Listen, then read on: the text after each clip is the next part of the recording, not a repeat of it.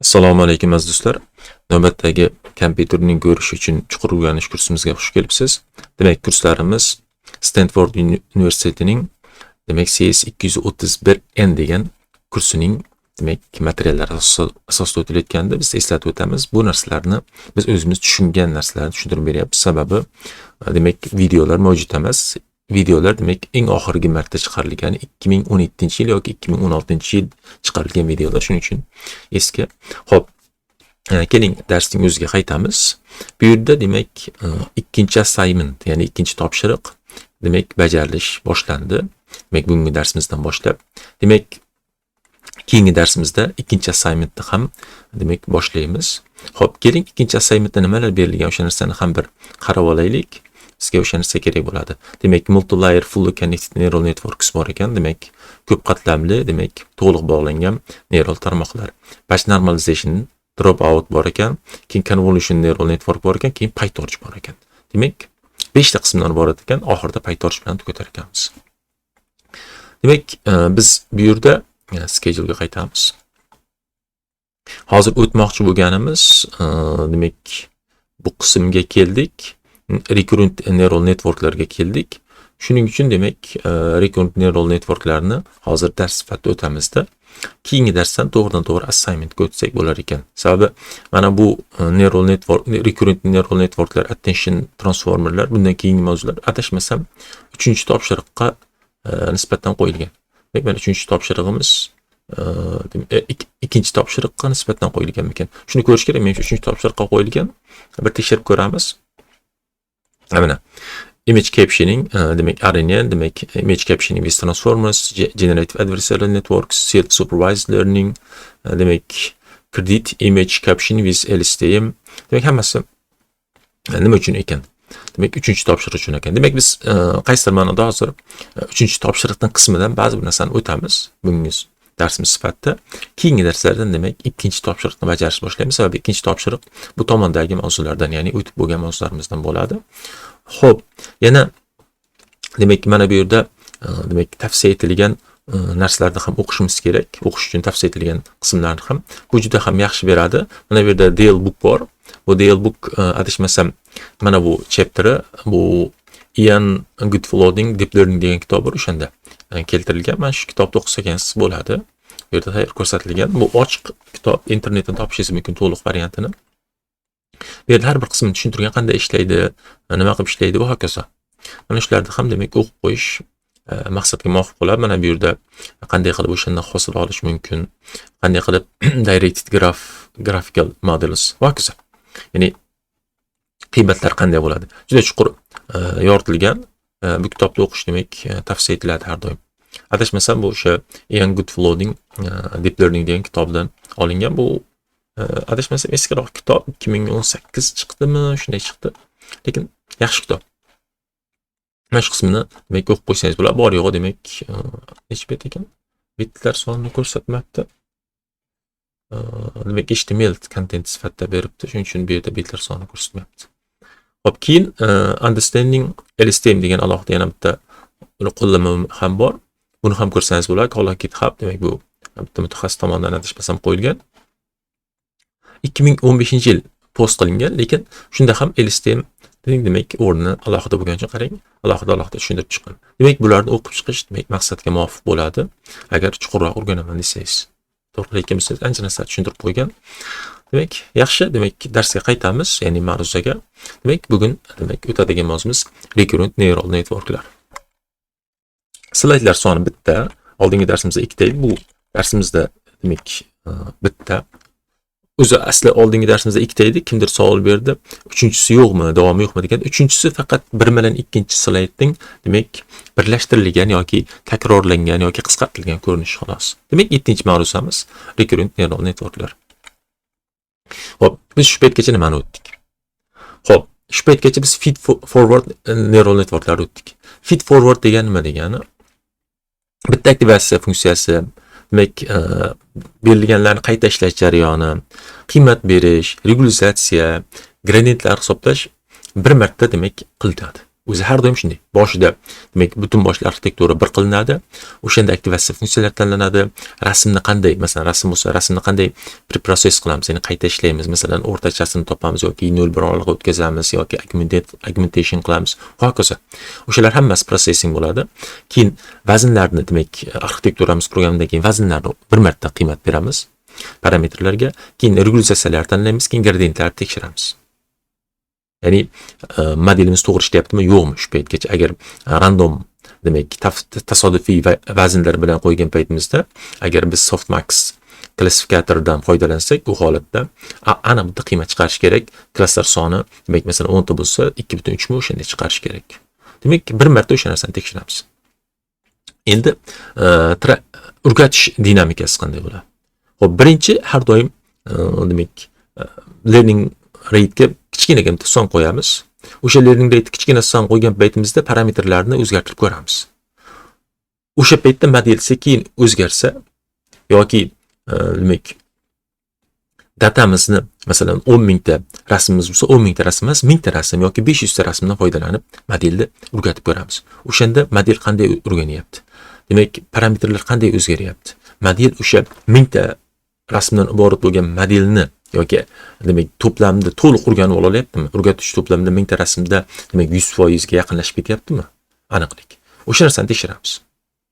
Undan keyin evaluation qilamiz. Mana shu ikkinchi jarayonda biz har xil parametrlarni demak tanlaymiz. Hyperparametrlar, masalan, modelni kattalashtirishimiz kerakmi, kichiklashtirish kerak, learning rate'ni kattalashtirishimiz kerakmi, kichiklashtirishimiz kerakmi? Bu yerda babysitting degani demak yosh bolalarga o'xshab kichkinagina kamroq demak learning rate bilan yoki o'rganish bilan boshlaymiz. O'sha orqali demak parametrlar tanlaymiz. Agar hamma to'plamdagi obyektlardan yoki rasmlardan birdaniga foydalansak, u holatda juda ko'p vaqt ketadi modelni o'rgatishga. Unday bo'ladigan bo'lsa, bitta hyper parametringizni o'zgartirishingiz uchun bir kun vaqt ketib qolishi mumkin yoki 2 kun vaqt ketib qolishi mumkin. Shuning uchun judagina kichkinagina to'plamda o'rgatasiz modelni. Modelingiz demak o'sha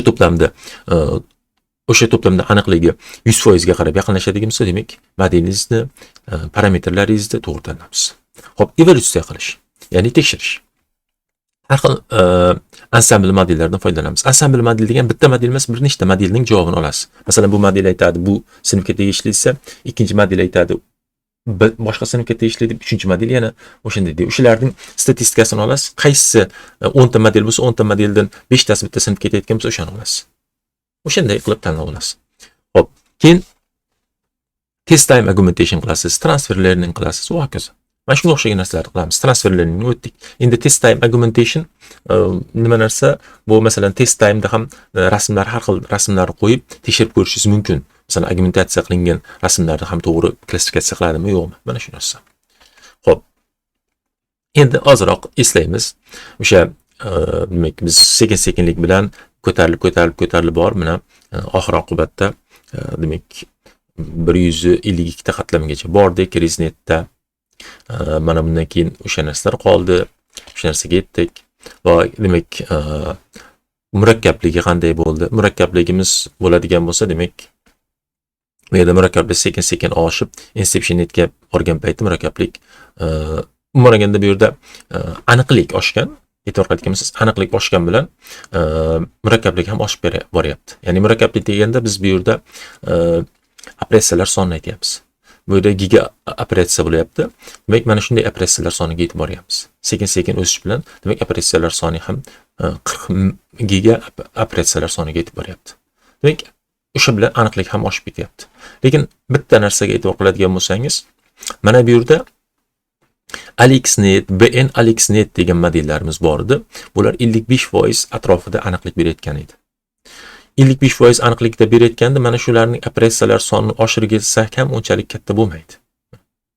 Ular bu modellarda o'z kamchiligi bor. Endi aniqlik oshmaydi, ya'ni operatsiyalar sonini oshirish bilan aniqlik oshmaydi. Bu yerda e'tibor qilgan bo'lsangiz, kichkina modellar bor. Operatsiyalar soni, InceptionNetlarda operatsiyalar soni kam, lekin modelning aniqligi juda katta. Mana bu InceptionNetga qarasangiz, demak operatsiyalar soni 20 giga operatsiyalardan kam, lekin 80% gacha aniqlik yetgan. ResNetga e'tibor qilgan bo'lsangiz, 10 dan ham kam. Mana ResNet 50, lekin demak aniqlik 75% ga chiqib ketgan. Mana shu narsalar demak bizda demak mana shunday natijalar bo'ldi. Ya'ni bu umuman olganda tahlili mana shu paytgacha bo'lgan narsalardir.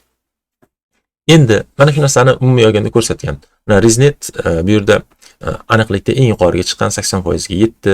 ResNet bilan InceptionNet bu yerda Inception 4-versiyasini ko'rsatgan.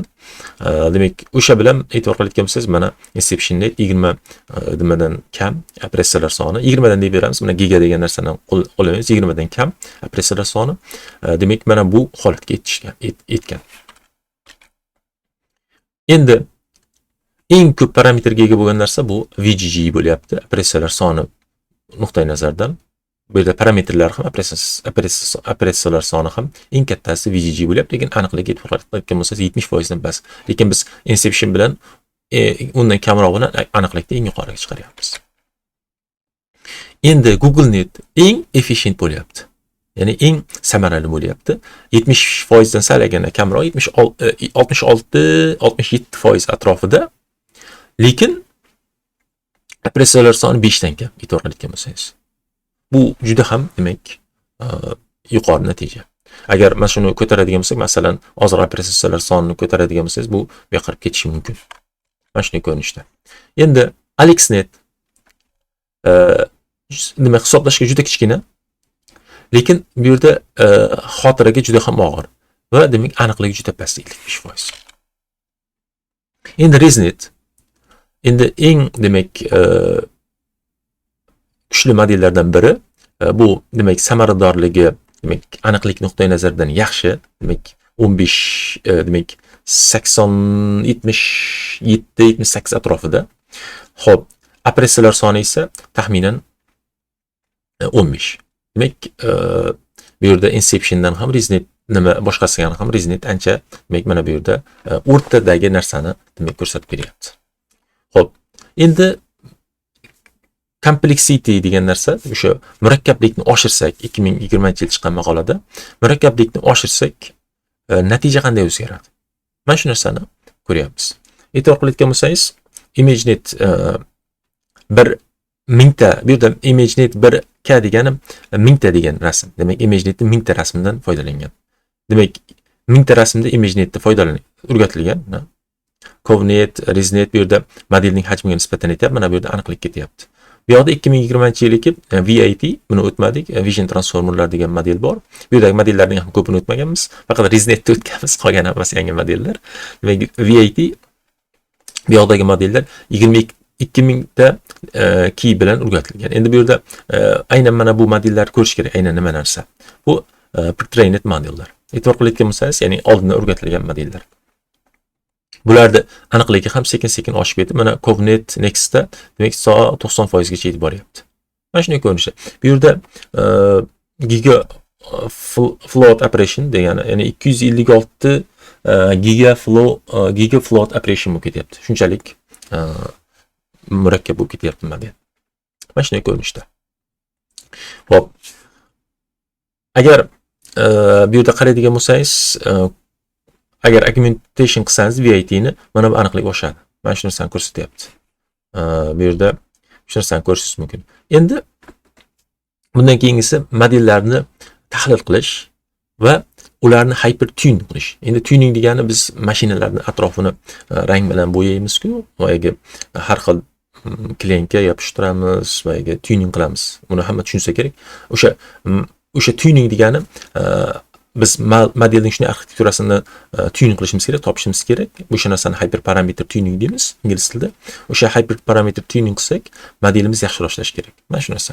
Bu yerda har xil demak batch size ishlatganda, dropout ishlatganda, accuracy qanday o'zgaradi? Mana shu narsani nima qilgan? Mana dropout 80% ga chiqargan payt accuracy e'tibor qilayotgan bo'lsangiz, mana bunday ko'rinishda ketgan. Dropout beqarib ketavergan sali bu hokazo. Mana shunday ko'rinishda narsalar chiqarishgan. Mana arxitekturalar har xil ko'rsatilgan accuracy skandal. Hokazo. Demak, bu bitta nimasi. Bu yerda 1DB degan tizim bor. O'sha 1DB dan foydalanib har xil modellarni o'rgatishingiz mumkin. O'sha har xil o'rgatilgan modellar orqali aniqlikni va hokazo boshqa narsalarni ko'rishingiz mumkin. Va mana shularda mana shunday ko'rinishda, demak, chart ko'rinishda yoki rasm ko'rinishda parametrlar solishtirishingiz mumkin, natijalarni tekshirishingiz mumkin. Lekin bu adashmasam qandaydir login parollari bor, pulli ham bo'lishi mumkin hokazo. aniq aytganda mana shu tizimni ishlasangiz bo'ladi. Biz u haqida gaplashmaymiz. Demak, bugungi darsimiz recurrent neural networklar. Hop, recurrent degan takrorlanuvchi degani yoki bitta narsa qaytib borsangiz o'sha narsani recurrent deymiz. Yoki bir narsani qayta qilsak, o'sha narsani recurrent neural networklar deymiz. Endi bu yerda recurrent degani o'zi oqim degani, o'sha qayta oqimga tushish degan ma'noda. Hozir biz arxitekturani ko'rganimizdan keyin o'sha narsani tushunishimiz mumkin. Xo'p, biz shu paytgacha o'rgangan narsamizda odatda vanilla neural network deyiladi, 1 ga 1.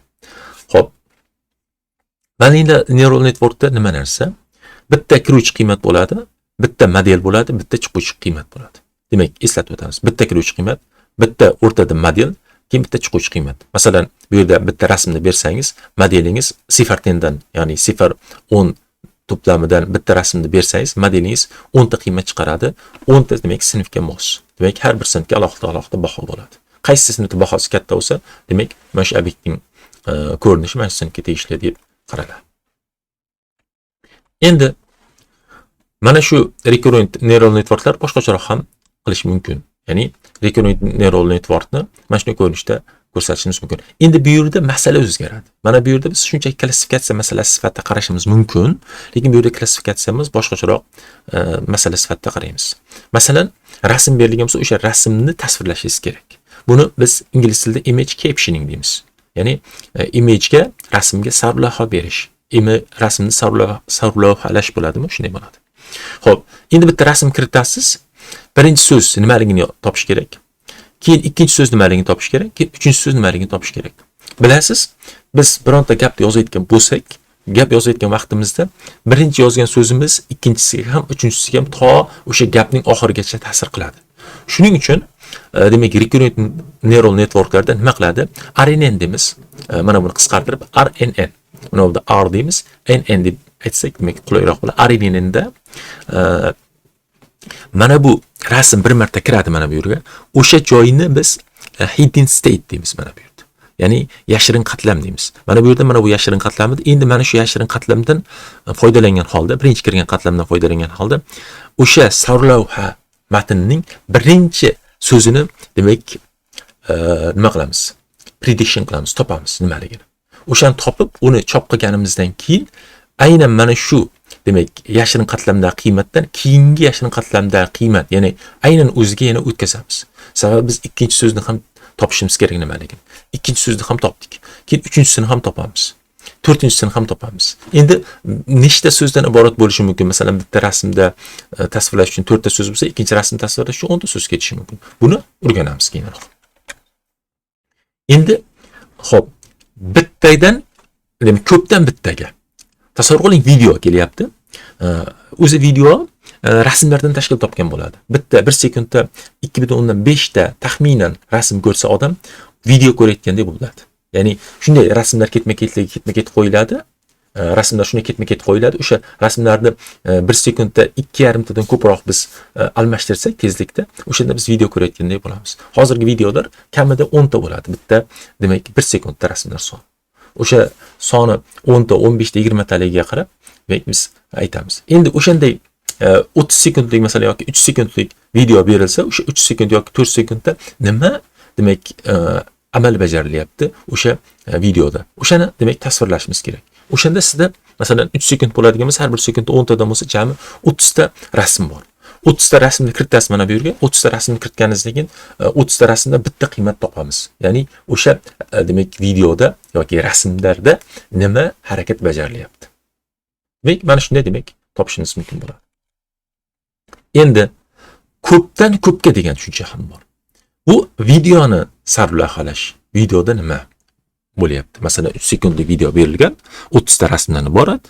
O'sha 30 ta rasmni ketma-ket kiritib borsangiz, birinchi bu rasmni kiritasiz. Bu demak yashirin qatlamning qiymatini topasiz. Bu yashirin qiymatni bunga o'tkazasiz, yana bitta keyingi rasmni kiritasiz. Buni kiritgansiz yana bunga kiritasiz. Va hokazo mana shunday kiritib, siz demak o'sha videoni tasvirlash, birinchi so'zni topasiz, ikkinchi so'zni topasiz, uchinchi so'zni topasiz. Va hokazo mana shunday ko'rinishda videoni ham tasvirlashga imkoniyatingiz bo'ladi.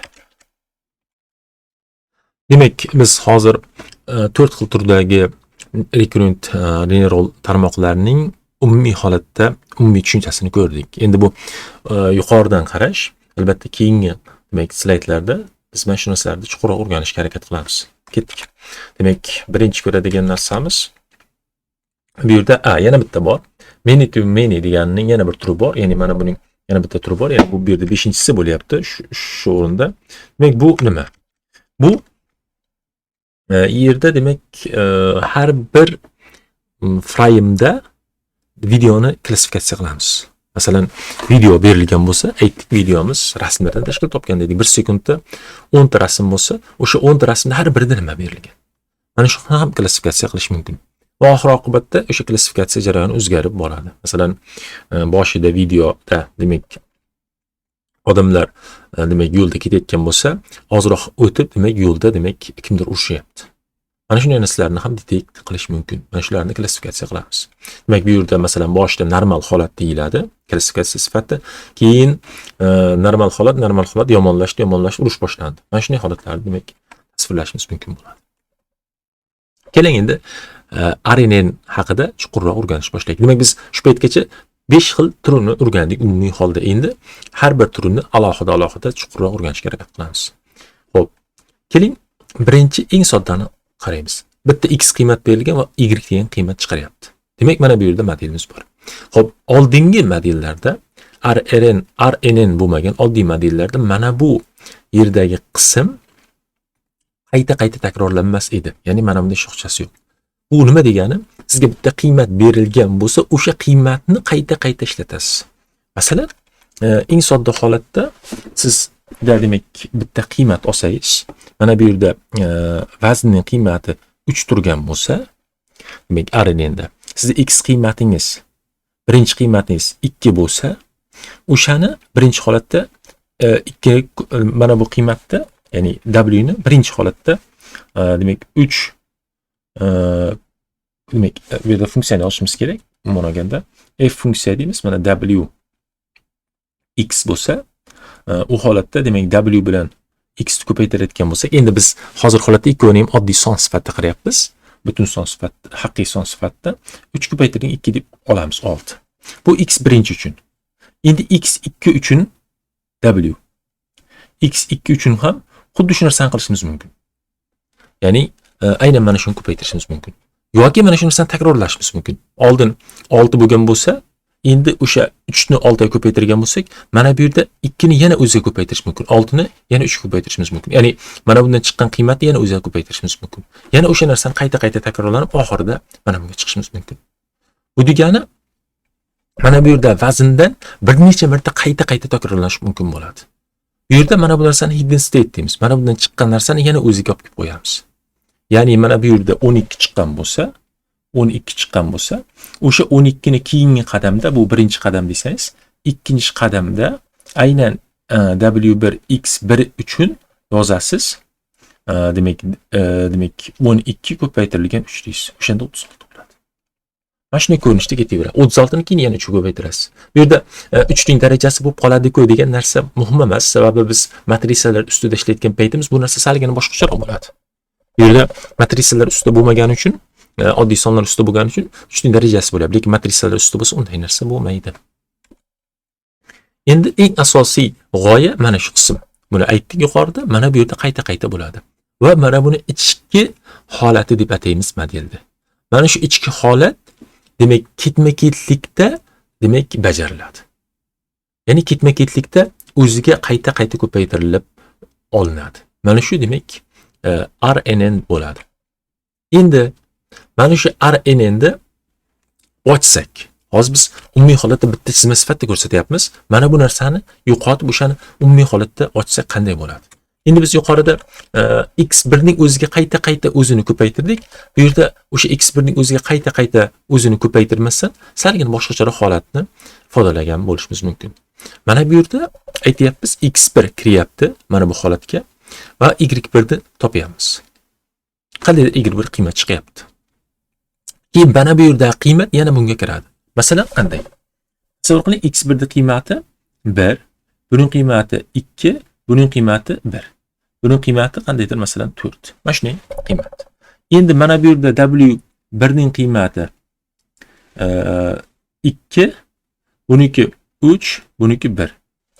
Xo'p, qanday bo'ladi desangiz, mana bu o'rtada f funksiya, mana bu birinchi RNNda 2 ko'paytirilgan 3 bo'ladi. 6 bo'ladi. Mana shu narsa mana bunga kiruvchi kiradi. Endi mana bu yerdan ham 2 qayta kiradi bu yoqdan.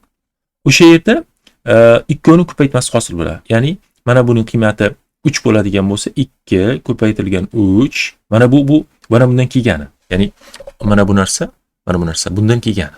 2 3. Bu ichki holati deyapmiz. O'sha ichki holatni o'zidan keyinga ham berib yuboradi. Bunga olib kelyapmiz. Va mana bu 2 3 bo'ladi. O'sha ichki holatini keling. Yani to'g'ridan to'g'ri 6 deb yozaylik. Mana bu ichki holati, oldingisining ichki holati 6 bo'ladi. 6 ko'paytirilgan buning vazni 3, mana 3 ko'paytirilgan yangi kiruvchi qiymatimiz x2 qiymatimiz 2. Endi bu qiymat mana bunga kiruvchi bo'ladi. Undan o'zidan keyinga kiruvchi qiymat bo'ladi. Va hokazo mana shunday ketadi. Va har safar y1, y2, y3 chiqib ketaveradi qiymat sifatida. Mana shu narsa, demak, yuqoridagi mana bu qiymatni ochilgan ko'rinish. Endi bu yerda bitta narsani tushuning. Biz birinchi slaydlarimizda aytdik, har xil ko'rinish bo'lishi mumkin. Mana bu yerda y1 chiqmasligi ham mumkin. y1 oxirida bitta chiqishi mumkin. y1 har doim bitta chiqishi mumkin. Va mana bu y1 mana bu yerda yana qayta kiruvchi sifatida qabul qilishi mumkin. Ya'ni bu yerda har xil turlari bor. Shuning uchun hozir umumiy holatda mana shunday qilib ochyapmiz. Shuning uchun bu yerda soddaroq holatni demak ko'ryapmiz. Mana bu yerda y1lar bo'lmasligi ham mumkin umumiy holda. Endi qanday ishlaydi? Mana shu narsani hidden state deymiz. Hidden state'ni yangilash, ya'ni yashirin qatlamni yangilash qanday bo'ladi? Xo'p, yashirin qatlamni qilayotgan vaqtimizda bu yerda biz degan ht sifatida t sifatida vaqtni belgilaymiz. Time deymiz biz ingliz tilida. Time vaqt deb aytamiz. Shuning uchun t deymiz. Bu yerda ht desak, mana bu yerda demak hi bo'lib qolibdi. Ht desak, bu tiyinchi vaqtda yoki tiyinchi demak yangilanishda. Demak, yashirin qatlamning tiyinchi yangilanishida mana bunday ko'rinishda bo'ladi. Demak, t-1 bo'ladi, mana bunday ko'rinishda bo'ladi. Xo'p. Demak, ht-1 mana bu yerda ht-1, mana bu ht-1 bo'ladi. Mana bu yerda, masalan, mana bu 3-qatlam bo'ladigan bo'lsa, 3 demak h bo'ladigan bo'lsa, mana bu uning uchun ht-1, ya'ni h2 bo'ladi. Mana bu h3 bo'ladi. Mana bu yerda mana bu qiymat bo'ladi, buning qiymati bo'ladi va unga biz mana bu xt ni olamiz. Xt mana bu yerdan keladi. Xo'p, va unga demak w ni ko'paytiramiz. F funksiyani qo'llaymiz. Endi f funksiya bu yerda w funksiya sifatida demak parametrga ega w degan parametrimiz bor. Endi bu parametr ixtiyoriy bo'lishi mumkin. Bu yerdagi hidden state yashirin qatlamda bitta emas. Masalan, bitta convolution qatlam, undan keyin batch normalization, undan keyin pooling bo'lishi mumkin. O'sha hammasini juftligini biz bitta f deb qabul qilyapmiz. Xo'p, endi mana shu narsani qilganimizdan keyin mana bu narsa ht yangi yt bo'ladi. Endi mana bu yerda yt qanday bo'ladi? Yangi qanday chiqadi desangiz, unda ht dan olamiz. Mana bu ht ni qiymatini olamiz, mana bu y1 ni hosil qilamiz. Buni olamiz, y1 ni hosil qilamiz. Bu bilan ikkovining hammasining qiymati bu ht edi. Ht bo'lgani uchun mana shunday qiymat chiqadi. Mana bu y1 bo'ladi. Mana shunday ko'rinishda. Ya'ni yt bo'ladi. Mana shunday ko'rinishda bo'ladi. Faqat mana bu yerga yana bitta funksiya qo'llaymiz. Sababi mana bu yerda nechta demak qiymat chiqishi yoki nechta vektor qiymat chiqarishimiz har xil bo'lishi mumkin. Shuning uchun mana bu yerga f w h y deb yozyapmiz. Ya'ni mana bunga alohida funksiya qo'llab ht ni mana bu yerdagi yashirin qatlamdagi qiymatga bitta yana funksiya qo'llab y1 ni, ya'ni yt ni topamiz. Mana shunday ko'rinishda. Xo'p, recurrent neural network. Endi h0 qanday bo'ladi? Sababi h1 dan boshlasak h0 kerak. h0 dan boshlasak h-1 kerakda. Orqada kerak. h0 dan boshlaymiz. h0 nima bo'ladi? h0 0 bo'ladi. Boshda 0 qiymat berib qo'yamiz xolos. Xo'p, endi mana shu narsani hosil qilishimiz uchun demak faqat o'sha demak vektorlar ketma-ketligini o'ziga qayta demak recurrent ravishda demak ishlatamiz. Mana shuni ishlatayotgan vaqtimizda bitta muammoni ko'rishimiz mumkin. Ya'ni bitta funksiya va bitta parametrlar to'plami, ya'ni yagona parametrlar to'plami qayta ishlatilaveradi. Shuning uchun modelning hajmi uncha katta bo'lmaydi. Bitta funksiya va uning ichidagi bitta w parametrlar to'plami qayta ishlatilaveradi. Mana bu yerda ham xuddi o'sha w ni ishlatasiz, mana bu yerda ham xuddi o'sha w funksiyani ishlatasiz, mana bu ham shu. Hammasi bitta narsa, bir xil funksiya, faqat kiruvchi qiymatlar har xil. Mana bu yerda h1 h0 bilan x1 kirsa, x1 kirsa, mana bunga mana bu holatda h1 bilan x2 kiradi. Mana bu yerda h2 bilan x3 kiradi. Mana bu yerda s3 bilan demak xt kiradi. Mana shunday ko'rinishda ketadi. Lekin mana bular hammasi bitta. Bitta funksiya, bitta parametrga ega. Xo'p, endi mana bu yerda bitta muammo bo'ladi. Qanday qilib update qilamiz? Ya'ni teskari update qilishimiz saligina boshqacharoq bo'ladi. Shu narsaga e'tibor qilish kerak. Xo'p. Endi bu yerda vanilla o'sha arraylar haqida yana gapiryapmiz. Bitta single, ya'ni bitta vektordan iborat bo'ladigan bo'lsa, yashirin qatlamimiz o'sha qanday bo'ladi? O'sha narsani demak chuqurroq ko'ramiz.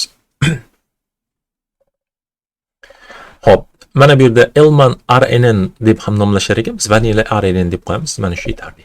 Xo'p, mana bu funksiyaning umumiy ochilgan ko'rinishi agar bizda bitta qatlamda bitta w bo'lsa va tanh bilan ishlatilgan bo'lsa. Mana xht, ya'ni mana bunga kelayotgan qiymat, masalan mana bunga h1 kelayotgan bo'lsa, o'sha h1 qiymat mana bu wh ga ko'paytiriladi. Bu hidden state'ning w'si. Mana bu yerda ikkita w bo'ladi. Bitta emas, ikkita w bo'ladi. Birinchi hidden state ga, ya'ni yashirin qatlamga ko'paytiriladigan w bo'ladi va kiruvchiga ko'paytiriladigan alohida w bo'ladi. Ikkovi qo'shiladi va tanh qo'llaniladi. Va y hosil qilish uchun yana bitta boshqa w bilan o'shanga ko'paytirilib y hosil qilinadi. Ya'ni mana bundan bunga o'tish chiziqli bo'lyapti hozir holatda. Endi mana bu ikkovining yig'indisi ko'paytirilib hosil qilinadi va tanh qo'llanib, mana bu yangi qatlamning yangi demak bosqichdagi yashirin qatlamning qiymati chiqyapti. Hop, endi hisoblash graf qanday bo'ladi? Mana shu narsaga alohida e'tibor qilish kerak. Hisoblash grafi biz backpropagationdan foydalanyapmiz. Backpropagationda salgina qiyinroq bo'ladi. Sababi siz demak vaqt bo'yicha ketma-ket ketyapsiz. Vaqt bo'yicha ketma-ket ketganingizdan keyin grafda demak ma'lum bir demak murakkablik paydo bo'ladi. Endi iziga qaytayotgan payt o'shanday vaqtma ketma-ket qaytishingiz kerak. Ya'ni ketma-ket qaytayotgan paytingiz parallel qo'llab yubora olmaysiz. Parallel update qilishning iloji yo'q. Parallel parametrlar yangilash iloji yo'q. Sababi w har doim demak grafdan bitta xatolikdan oladi. Mana bu yerda o'sha narsani ko'rishingiz mumkin. E'tibor qilayotgan bo'lsak, h1 x1 mana f ga ko'paytirilyapti. h1 h1 x2 f ga qo'llanilyapti. Ya'ni f w mana bu ikkovidan olyapti. Mana bu yerda yana o'sha narsa davom etadi. Mana shu narsa ketma-ket davom etyapti. Ya'ni demak ketma-ketlik davom etyapti. Mana shu forward, ya'ni o'tish grafi bo'ladi. Endi qaytish grafi qanday bo'ladi? Qaytish grafi mana bu w mana bu yerda ham qiymat oladi. Ya'ni bitta matrisani ishlatyapmiz. Mana bu bitta w. Bu yerda ham ishlatilyapti, bu yerda ham ishlatilyapti, bu yerda ham ishlatilyapti. Hamma joyda o'sha bitta w ishlatilyapti. Mana bu w. Mana bu w ni biz bitta w ni nazarda tutmaymiz. Bu yerda bitta w desak ham bo'ladi. Uzr, ikkita w. Sababi mana x1 ga alohida w miz bor, h0 ga alohida w miz bor. Bu yerda shuning uchun to'plam deyapmiz. W ikkita qismdan tashkil topgan. Bu uchun alohida w bor, bu uchun alohida w bor. O'sha ikkita w mana bu yerda har bir qatlamda qayta qo'llanilaveradi. Endi qayta qo'llanilgandan keyin mana bu yerda y1 paydo bo'ldi, bu yerda y2, bu yerda y3, bu yerda yt paydo bo'ldi. Endi xatoliklar qanday bo'ladi? Mana shu narsani ham ko'rishimiz kerak. Mana bu y1 dan l1 xatolik chiqadi, y2 dan l2 xatolik, y3 dan l3. Demak, bu hokazo mana shu xatoliklar ham xuddi shuncha xatolik chiqadi. Oldin bizda xatolik funksiyamizda xatoligimizda bitta softmax xatolik bor. Endi bu yerda xatoliklar ham ko'payib ketadi. Mana shu masalan video klassifikatsiya bo'ladigan bo'lsa yoki framelarni klassifikatsiya qilayotgan bo'lsak, har bir frameda qanday action bajarilayotgani yoki qanday harakat bo'layotganini aniqlamoqchi bo'lsak, u holatda bizda 3 sekundlik videomizda 30 ta demak frame bo'ladigan bo'lsa, 30 ta framega 30 ta alohida lossning qiymati chiqadi. O'shalarni yig'inib olib, o'shandan chiqqan narsani bu yerda bitta w ga, bu yerga hammasini qo'llashimiz kerak. Ya'ni hisoblashda demak mana bular hammasi gradiyentlar mana bitta w lar to'plamiga qo'llaniladi. Endi bu yerda mana bu yerda ham w bor. Bunda bunga o'tish ham w'si bor. O'sha narsani ham esdan chiqarmaslik kerak. Xo'p. Mana bu xatoliklar hammasi bitta joyga yig'iladi. Xo'p, mana shunday ko'rinishda hosil bo'ladi. Endi ko'pdan bitta bo'lsa-chi, masalan, o'sha 3 sekundlik videomizda umumiy holatda nima demak harakat bo'lgan. O'sha narsani aniqlamoqchi bo'lsak, hamma hidden state'dan hamma frame'lar bitta ko'rib chiqamizda, oxirida bitta y chiqaramiz. Bu yerda xatolik bitta bo'ladi. Bu soddaroq.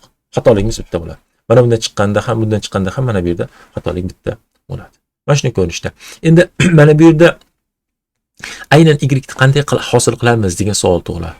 Mana bundan to'g'ridan to'g'ri bunga boradimi desa, to'g'ridan to'g'ri olib borish ham mumkin. Mana bunga to'g'ridan to'g'ri har bir demak yashirin qatlamdagi qiymatni, har bir vaqtdagi yashirin qatlamdagi qiymat y ga olib borish ham mumkin yoki oxirdagi bittasini olish ham mumkin.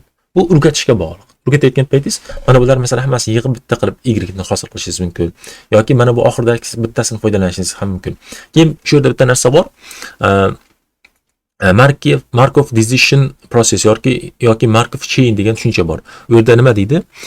Hozirgi sizning holating o'sha oldingi hamma holatingni ifodalaydi degan tushuncha bor. Bu tushuncha nima degani? Masalan, men hozir nimadir ish qilayotgan bo'lsam, mana shu yerga yetib keldimmi, endi oldinda, ya'ni o'zimdan keyingi, demak, kelajakni rejalashtira olaman. Orqamni rejalashtira olmayman. O'z orqam o'tib bo'ldi. Orqadagi narsalar hammasi o'tib bo'ldi va hozir turgan narsam butun boshli orqadagi, ya'ni oldingi shu paytgacha bo'lgan narsalarni ifodalay oladi. Agar orqadagi bir narsani o'zgartirganimda edi, hozir mana shu holatda turmagan bo'lishi mumkin edi. Shuning uchun mana bu yerda mana buning o'zi ham yetishi mumkin, mana buni hisoblayotgan vaqtda. Endi bu yerda umumiy holatni bizga ko'rsatib qo'yishibdi. Endi bittadan ko'pga bo'lsa-chi, bitta rasm berdik, o'shani caption qilishimiz kerak, ya'ni sarlavha qo'yishimiz kerak. Hop, rasmga sarlavha qilayotgan paytimizda bitta rasmni kiritamiz. Rasm bilan mana bu narsa hosil bo'ladi. Birinchi qadamda bitta so'zni chop qilamiz. Masalan, bitta so'z hozir rasmni ham ko'ramiz. Bitta so'zni chop qilamiz. Undan keyingi qadamga o'tamiz, ikkinchi so'zni, undan keyin uchinchi so'zni va to'rtinchi so'zni, beshinchi so'zni va hokazo shunday ko'rinishda chop qilamiz. Endi bu yerda bitta narsa bor. Aynan rasmlarni sarlavha qilayotgan paytda aynan mana shunday bo'lmaydi. Mana bu arxitekturning sal o'zgarish bo'ladi. Uni keyin ko'ramiz. Hozir tushuntirish uchun mana shunday deb, demak, osonroq tushuntirdik. Endi mana shu narsani so'rayapti. Mana bu yerga nima kiradi degan savol qo'yapti. Mana bu x ni kirityapmiz, h0 ni kirityapmiz. Keyin h1 hosil bo'lyapti. y1 ni topyapmiz. Lekin bu yerda bitta qiymat kirgani uchun mana bu yerda nimani kiritamiz degan savol qo'yilyapti. Sababi mana funksiya ikkita narsa qabul qiladi. h0 qabul qiladi, ya'ni o'zidan oldingi ht minus 1 ni qabul qiladi. Keyin x qabul qiladi har doim. Ikkita argument qabul qiladi. Bittasi bor, mana bundan olamiz. Yaxshi. Ikkinchisini qayerdan olamiz degan savol tug'iladi. Ikkinchisini mana bundan olamiz. Hozir o'sha narsani tushuntiramiz. Yoki mana bunga 0 ni qo'yamiz. Shunchaki 0 ni qo'ysak, mana bular yo'qolib ketadi. Yoki y1lar qo'yamiz. Mana bunga y1 qo'yamiz. Sababi rasmni sarlavha qilayotgan paytimizda so'z chiqadi. Masalan, mana bu yerda bitta so'zni chop qildik. O'sha so'z mana bu yerda x y1 bo'lib keladi. Sababi mana shu so'zga qarab biz undan keyingi so'zni yozamiz. Sababi gap yozayotgan paytimizda har bir so'z bir-biriga aloqador bo'ladi. Agar bitta so'z o'zidan keyingi umuman aloqasi bo'lmasa, u so'z grammatik nuqtai nazardan noto'g'ri bo'ladi. Shuning uchun mana bundan chiqqan qiymat mana bu yerga qayta qo'yishimiz mumkin bo'ladi. Keyin bundan chiqqan qiymat o'zidan keyinga qiymat qo'yamiz. Lekin oldindagi qiymatni orqaga qo'ya olmaymiz. Nima uchun? Oldindagi qiymatda nima yozilishini hali bilmaymiz. Biz oldinda qiymat, masalan, mana bu yerda buni qo'llay olmaymiz. Bu hali bizga kelmadi. Sabab bu tomondan, demak, chapdan o'ngga qarab ketyapmiz. Hop. Endi keyingisi. Ko'pdan, demak, bittaga.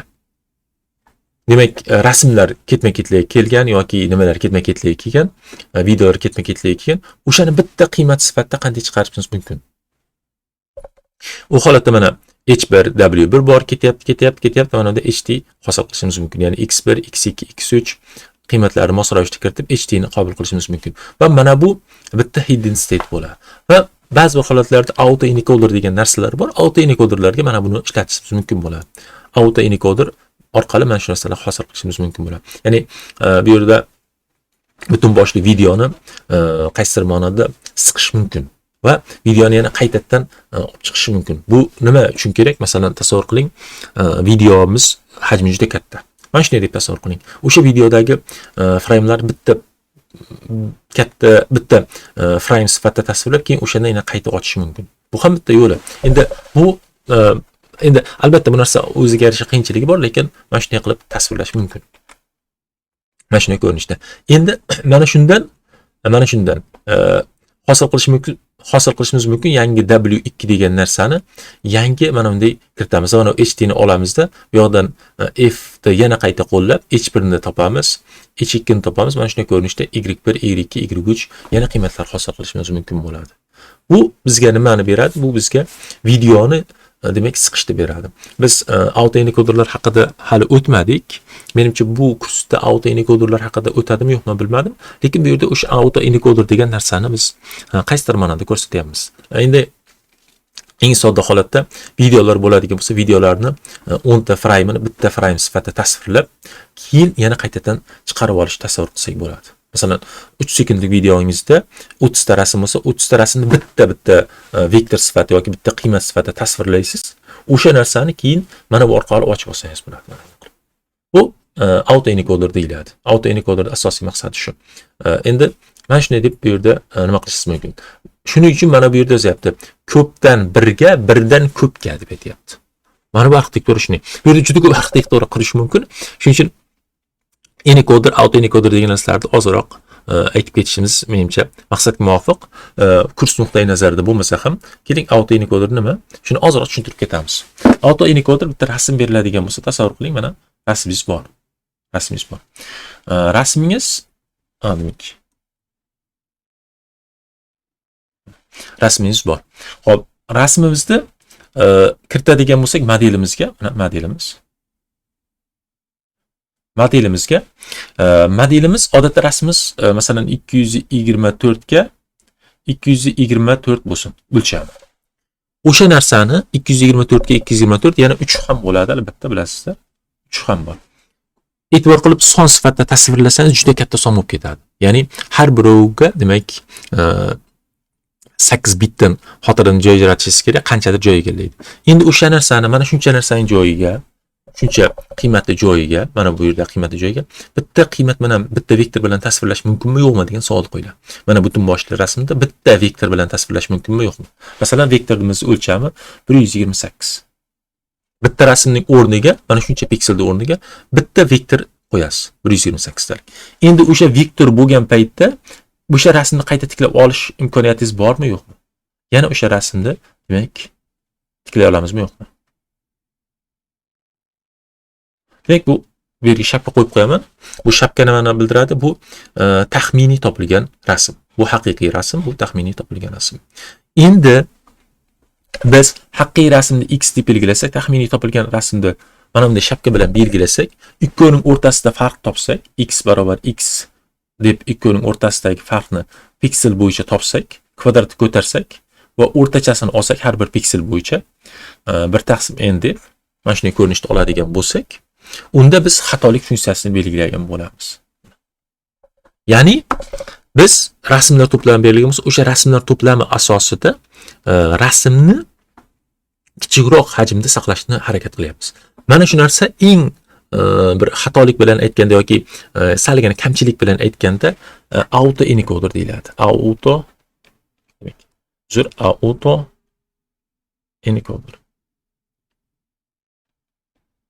Nima uchun autoencoder?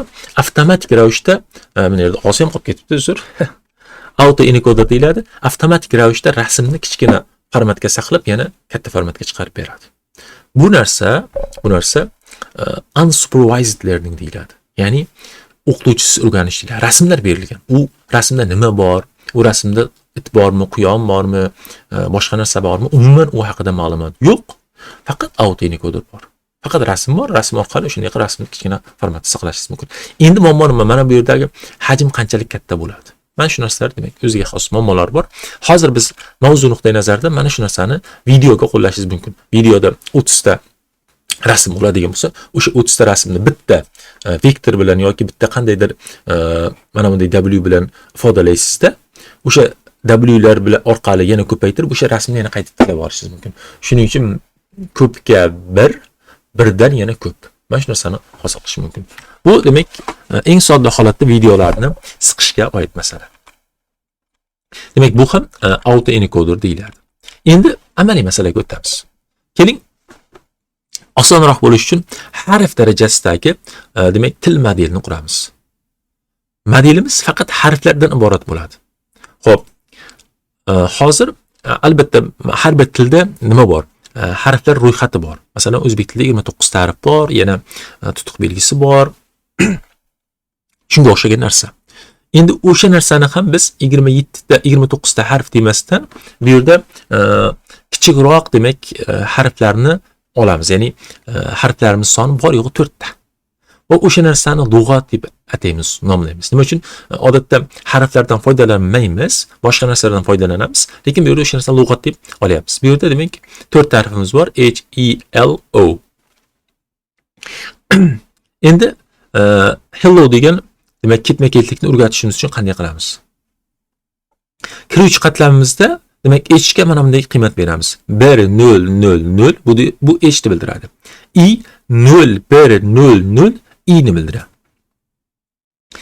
I demak i 0 0 1 0 ni bildiradi. Demak mana bu yerda l'imiz mana bu xato bo'lib ketibdi, adashmasam. 0 0 mana bu yerda l oxirida bo'lishi kerak edi. Mana bu xato bo'lib ketgan. Mana bu oxirida bo'lishi kerak edi. Shuni to'g'rilab qo'yamiz. Mana bu 0 bo'lishi kerak edi, mana bu 1 bo'lishi kerak edi. Mana shunday ko'rinishda bo'lishi kerak. Mana shu orqali demak ishlashimiz kerak bo'ladi. Mana bu kiruvchi qatlamimiz bo'ladi. Xo'p. Endi keling mana bunday demak funksiya olamiz. Demak ht-1 demak w bor, wx bor. Demak bu yashirin qatlamdagi qiymatlar bo'ladi. Endi ht kiritsak, negadir mana bu yerda o'sha narsani qayta takrorlanib ketibdi, o'sha birligicha. Balki o'zlari o'sha narsaning o'zini qoldirishni xohlagandir, balki. Lekin meni fikrim mana bu yerda 0 bo'lishi kerak, mana bu yerda 1 bo'lishi kerak. L deb ifodalash uchun. Bu yerda demak uzr, men adashibman shekilli. Bu yerda bizda L'imiz bor, I'imiz yo'q. Uni to'g'ri yozib ketdim mana bu yerda. Negadir o'ziga qaytmayapti? Qiziq. Keling o'chirib tashlayin. Mana bu narsani noto'g'ri yozib ketdim. O'shanda to'g'ri bo'ladi. Mana bu yerda L ikkovi ham. Mana bu I ga o'xshab qolibdi L. Bizda L ni 2 marta yozibdi. Hell bo'pti. Hello emas L. Osi yo'q. Xo'p, kiruvchi qiymatlarimiz mana shular bor. Endi mana bu yerda bu funksiyani ishlatyapmiz. WH bor, WXH bor. Hatto H funksiyadan foydalanyapmiz, aktivatsiya funksiyasi sifatida. Endi mana bu H deb kiritsak, mana bu hidden layerda qiymatlarimiz mana bunday ko'rinishda bo'ladi. Tasavvur qiling, mana bunday ko'rinishda bo'ldi. I ni kiritsak mana bunday ko'rinishga o'tdi. Bu bunga o'tyapti, bu bunga o'tyapti. L ni kiritsak mana bunday ko'rinishga o'tdi. Oxirida L ni kiritsak bu yerda hell degan so'zni olyapmiz. Mana bunday ko'rinishga o'tdi. Bu mana shunday ko'rinishda sekin-sekin ketyapti. Endi output layerimiz qanday bo'ladi? Chiquvchi qatlamimiz qanday bo'ladi? Chiquvchi qatlamimiz mana bunga ko'paytiramiz. WY ga. Mana buni bu yerda qiymatlar HY ga ko'paytirib, mana bu narsani hosil qilamiz. Bu qiymat. Bu yerda eng katta qiymat oladigan bo'lsangiz, mana bu 2.2, mana shuning uchun I chiqadi. Mana bu yerda eng katta qiymat, demak, mana bu chiqadi. Negadir -1 da eng katta qiymat deb olib L debdi. Qiziq. Keling, vokabulyariga qarasangiz, mana bu yerda eng katta qiymat bo'lsa I bo'lishi kerak. Bu yerda eng katta qiymat 1.2 da 1.2 bo'lgancha L chiqqan. Negadir mana bu yerga -1 qo'ygan. Xo'p, nima uchun bu yerga -1 qo'yibdi-da L deb chiqaribdi? Shu saligan demak tushunarsiz. Mana bu hozirgi holatimizda mana bunday qiymat yo'q-da. Lekin negadir -1 qo'yib buni chiqaribdi L deb. Xo'p, endi mana bu yerda L aniq chiqadi. 1.19 eng katta qiymat. Mana bu yerda eng katta qiymat 2 O chiqadi. Mana shunday ko'rinishda chiqyapti. Demak, natijalarimiz mana shunday ko'rinishda ifodalanyapti. Xo'p, endi keyingi qadamda mana bunday ko'rinishdagi narsaga ega bo'lamiz. Endi bu yerda bitta holatni ko'rsatmoqchi, qanday holat bo'ladi. Mana bu qiymat bor. Mana bunga ko'paytiryapmiz. Mana bu narsani hosil qilyapmiz. Bunda buni hosil qilyapmiz. Mana softmax hosil qilyapmiz. Softmax hosil qilsak, mana 84% bo'ladi. I chiqadi. Endi bu yerda softmax aynan softmax bo'lish shart emas. Maksimalni qo'ysangiz ham aynan I chiqaveradi. Ya'ni mana bu eng kattasi shuning uchun. Xo'p. Endi mana bu I ni, mana bu yerda I ni pastga olib tushamiz. Sababi bu yerda eng kattasi 84 bo'ldimi? Bu i degani, mana bu yerga i ni kiritamiz. Chunki deganda, mana bu yerda biz bildik i degan harf birinchi chiqdi. Yoki h degan harf birinchi bordi, undan keyin i degan harf chiqdi. H kiritsak, undan keyin i chiqyapti. Shuning uchun i ni mana bu yerga kiritamiz. Endi i ni kiritsak, mana bu yerda l chiqdi. -1 chiqyapti, l chiqdi. L chiqqandan keyin negadir softmaxni qo'llasak, mana bu katta bo'lib qolyapti. Men shu yerda menda qandaydir shubha borda, negadir -1 ni qo'llasa, mana bu qiymat mana bunga to'g'ri kelib qolyapti. Ko'rish kerak, aynan nima uchun mana shunday qilyapti. Ya'ni mana bundan L ni chiqaryapti. Asosiy narsa shu. Bu qiymat chiqyapti, bunda bu chiqyapti, bundan L ni chiqaryapti. Endi mana bu L ning qiymati nima? L ning qiymati mana bunday ko'rinishda edi. L ning qiymati ko'rinish. L ni mana bu yerga qo'yamiz. L ni bu yerga qo'yganimizdan keyin bunga yana kiruvchi sifatida kiradi. Natijada mana bu narsa L chiqadi yana. L dan keyin yana L. Yana buni bunga kiritamiz, mana bunday O chiqadi. Demak, o'zidan oldingi qiymat mavjud bo'lgani uchun o'zidan oldingi qiymat undan keyingiga qo'yadi. O'zidan oldingi qiymat o'zidan keyinga qo'yadi. Mana shunday ko'rinishda hosil bo'ladi. Bu demak chiziqli demak bog'lanish bo'ladi. Bizda transformer modellar bor. Hozirgi mana ChatGPT'lar ishlash transformer modellari ustiga qurilgan. Ular unday emas. Ular nochiziqli yoki kvadratik murakkablikka ega. Bu yerda chiziqli murakkablikka ega. Nima uchun? Mana bu yerdagi i bor-ku, mana bu yerdagi i bilan mana bu qatlam, o'zidan oldingi yashirin qatlam. Butun boshli o'zidan oldingi hammasini ifodalaydi. Masalan, mana bu yerda mana bu L bilan mana bu ikkisi, bu bilan bu ikkisi mana bu yergacha bo'lgan hamma narsani ifodalay oladi. Mana shunday tasavvur qilinadi. Lekin transformerlarda unday emas. Biz o'sha ChatGPT yo'ldan qurish kursini o'tdik. U yerda qanchadir bitta blokni olamizda, harflar ketma-ketligini yoki so'zlar ketma-ketligini olamiz. O'sha blokdagi har bir harf bir-biriga qanday ta'sir qiladi? Butun boshli blokda qaraymiz. Bu yerda blok yo'q. Bu yerda o'zidan oldingi bitta demak yashirin qatlamdagi qiymat bilan hozirgi kelayotgan qiymat ikkovi qanday bir-biriga farq ta'sir qilyapti, o'zidan keyinga ta'sir qiladi. Unda unday emas. Unda butun boshli o'zidan oldingi qandaydir bitta blok o'zidan keyingi harfga qanday ta'sir qiladi. Mana shunday qilib olamiz. Shuning uchun u kvadratik bo'ladi. Mana bu yerda istiqli holat bo'lyapti. Xo'p, endi bu qanday hisob-kitob qilinadi? Mana shu narsani hozirroq o'rganib chiqamiz. Demak, qanday qilib one hot vektorni, ya'ni one hot vektor deganda mana bu h'da ifodalayotgan paytimizda faqat mana bu qismiga yo'l qo'yapmiz. Sababi bizda qatlamimiz bor.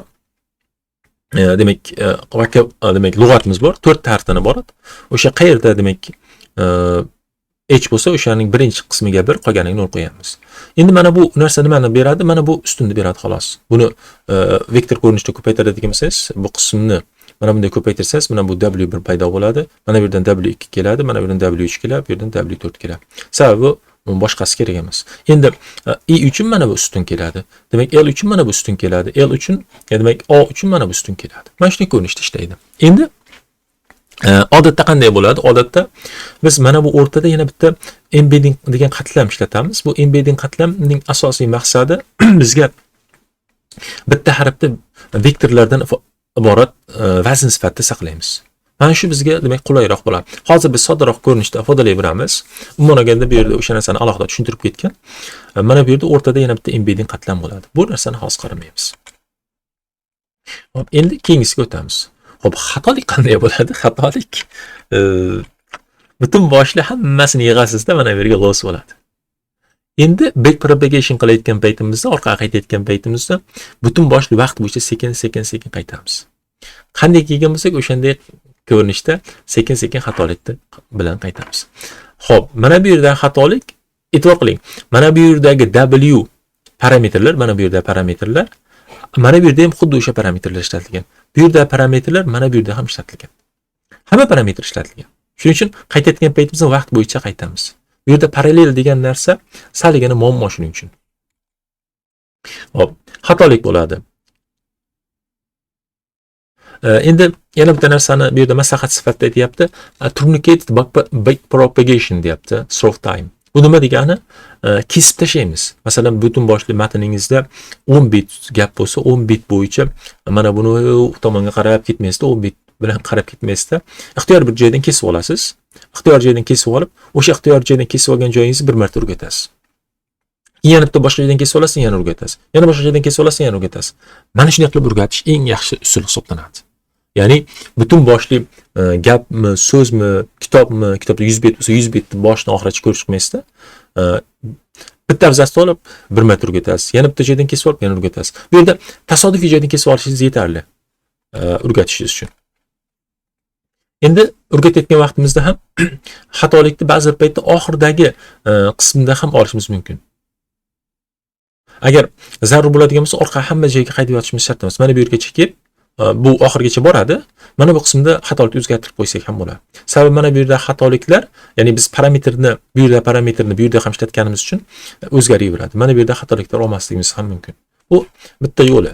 Endi e'tibor qilayotgan bo'lsangiz, vaqt bo'yicha 3 ta qismdan tashkil topgan bo'lsa, mana bu yergacha boryapsizda, faqat mana bu qismni update qilyapsiz. Sababi mana bu yerdagi yashirin qatlamdagi qiymatlar vaqt o'tishi bilan sekin-sekin bizga kelgan mana bu yergacha. Shuning uchun kelgani uchun bu yerda update qilib qo'ysak ham yetadi.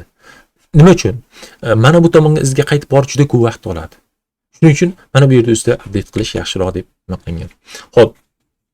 Bu yerda demak Andriy Karpaziyning sayti bor. Mana bu GitHubga kirsangiz, GitHubda bor yo'q 112 ta qator bilan mana shu narsa hosil qilingan. Mana bu butun boshli jarayon mana shu 112 qator kodda faqat NumPy kutubxonasi yordamida foydalanib ishlatilgan. Va mana shu yerda demak birinchi o'sha ChatGPT ga o'xshagan modellar qurilgan. Bu 2015-2014-yillarda bo'layotgan narsa. Xo'p, endi mana shu narsani hosil qilayotgan paytda Andriy Karpazov demak William Shakespeare mana bunday matnni olgan. Mana bu qo'shig'i bor. The Sonnets degan asar deysizmi, o'sha asar bor. O'sha asardagi har bir harfni alohida bitta so'z sifatida qarab yoki belgi sifatida qarab yoki bitta kiruvchi qiymat sifatida qarab mana shunday ko'rinishda demak recurrent neural network o'rgatgan. Natijada mana bunday ko'rinishda bo'lgan. Birinchi o'rgatayotgan paytimizda mana bunday ko'rinishda tushunarsiz narsalar chiqargan. E'tibor qilgansiz hech narsa tushunarli emas. Yana o'rgatgan paytda mana shunday ko'rinishda ozroq yozuvlarni olib kelgan. Masalan, ay mana shunday qilishda. E'tibor qilgan bo'lsangiz, probellarni, nimalar, nuqtalar qo'yishni o'rgandi.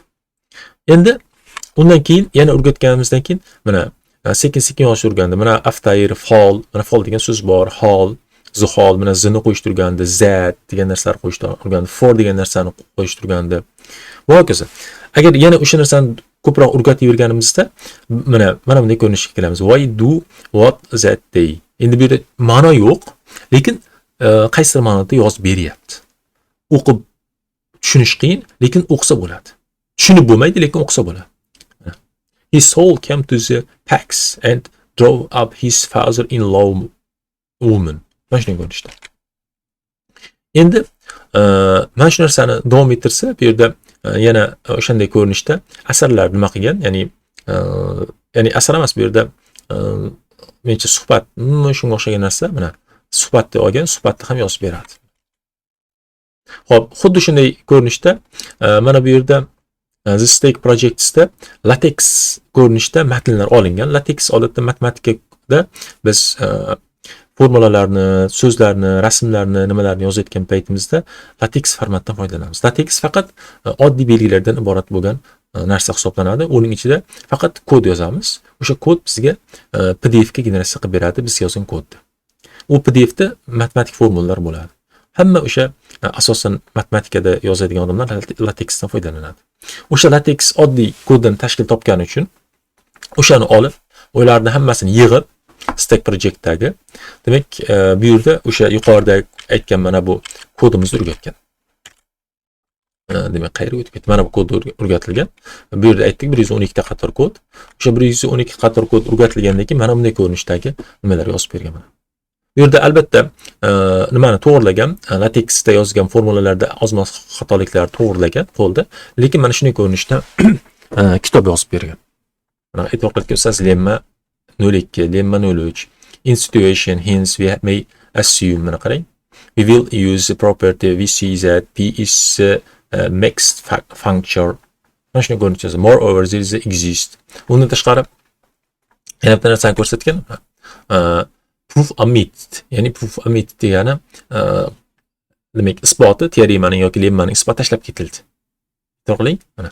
This in an integer z is injective. Prophecy space lemma mana shunday ko'rinishda. Mana shunday ko'rinishda nima qilgan? Mana bunday nimalarni graflarni chizib chiqqan. Bu hammasi kompyuter tomonidan generatsiya qilingan va 2015-yil mana shunday atrofida bo'lgan. Keyin Linux operatsion sistemasining butun boshli modeli bor. Bu yerda GitHubda ko'rsangiz bo'ladi.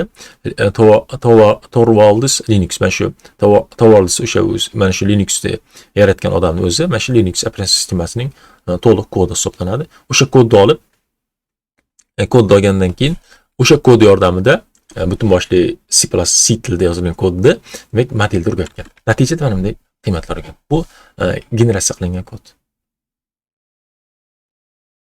Hattoki mana bularni ham qo'yib beryapti. Buni ishga tushirgan mana natija chiqmaydi, lekin kod yozib beryapti chiroyli.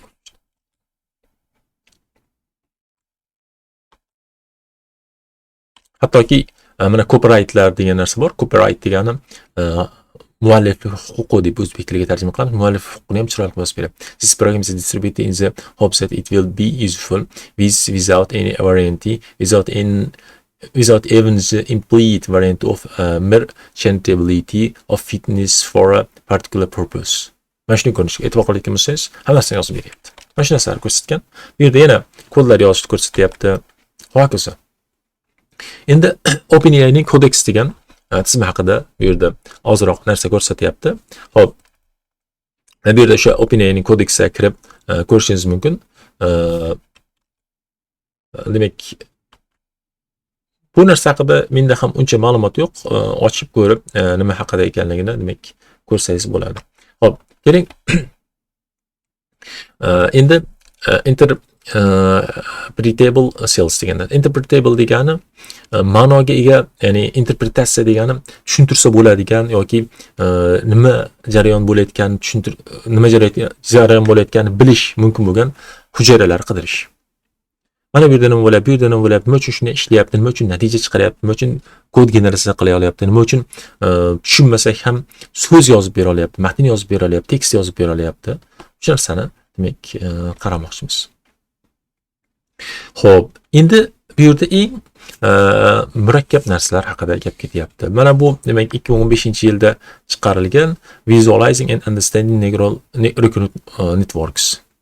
Xo'p, bu workshop ICLR degan katta top konferens bor, o'shaning workshopi. Bu yerda asosiy tushunish kerak bo'lgan narsa qaysi qismda qanchalik ehtimollik katta. Mana shu narsalarni tushuntirgan. Nima ma'noni anglatyapti. Mana bu yerda masalan UN, PAC mana shularni ko'rsatib bergan. UN, PAC, filtering, field string, bu yerda komment yozgan. Komment yozganda har bir yozgan belgiga nisbatan ehtimol qo'yib chiqqan. Ya'ni mana bu yerda kattaroq nima, bu yerda boshqacharoq narsa. Mana shu narsalarni ko'rsatib chiqqan. Yana mana bu yerda e'tibor qiling, for searching items. Quote detection cell. Mana bu yerda e'tibor qilgan bo'lsangiz, quota boshlangandan keyin quotani, ya'ni quote degani bizda ko'chirma gapni quota deymiz, mana shu qo'shtirnoq ichida qo'yilgan narsani quota deydi. Mana shu narsani ko'rsatyapti. Yana qizil ketyapti. Yana quota keldi yashil. Mana shu narsalarni ko'rsatib berilyapti. Xo'p.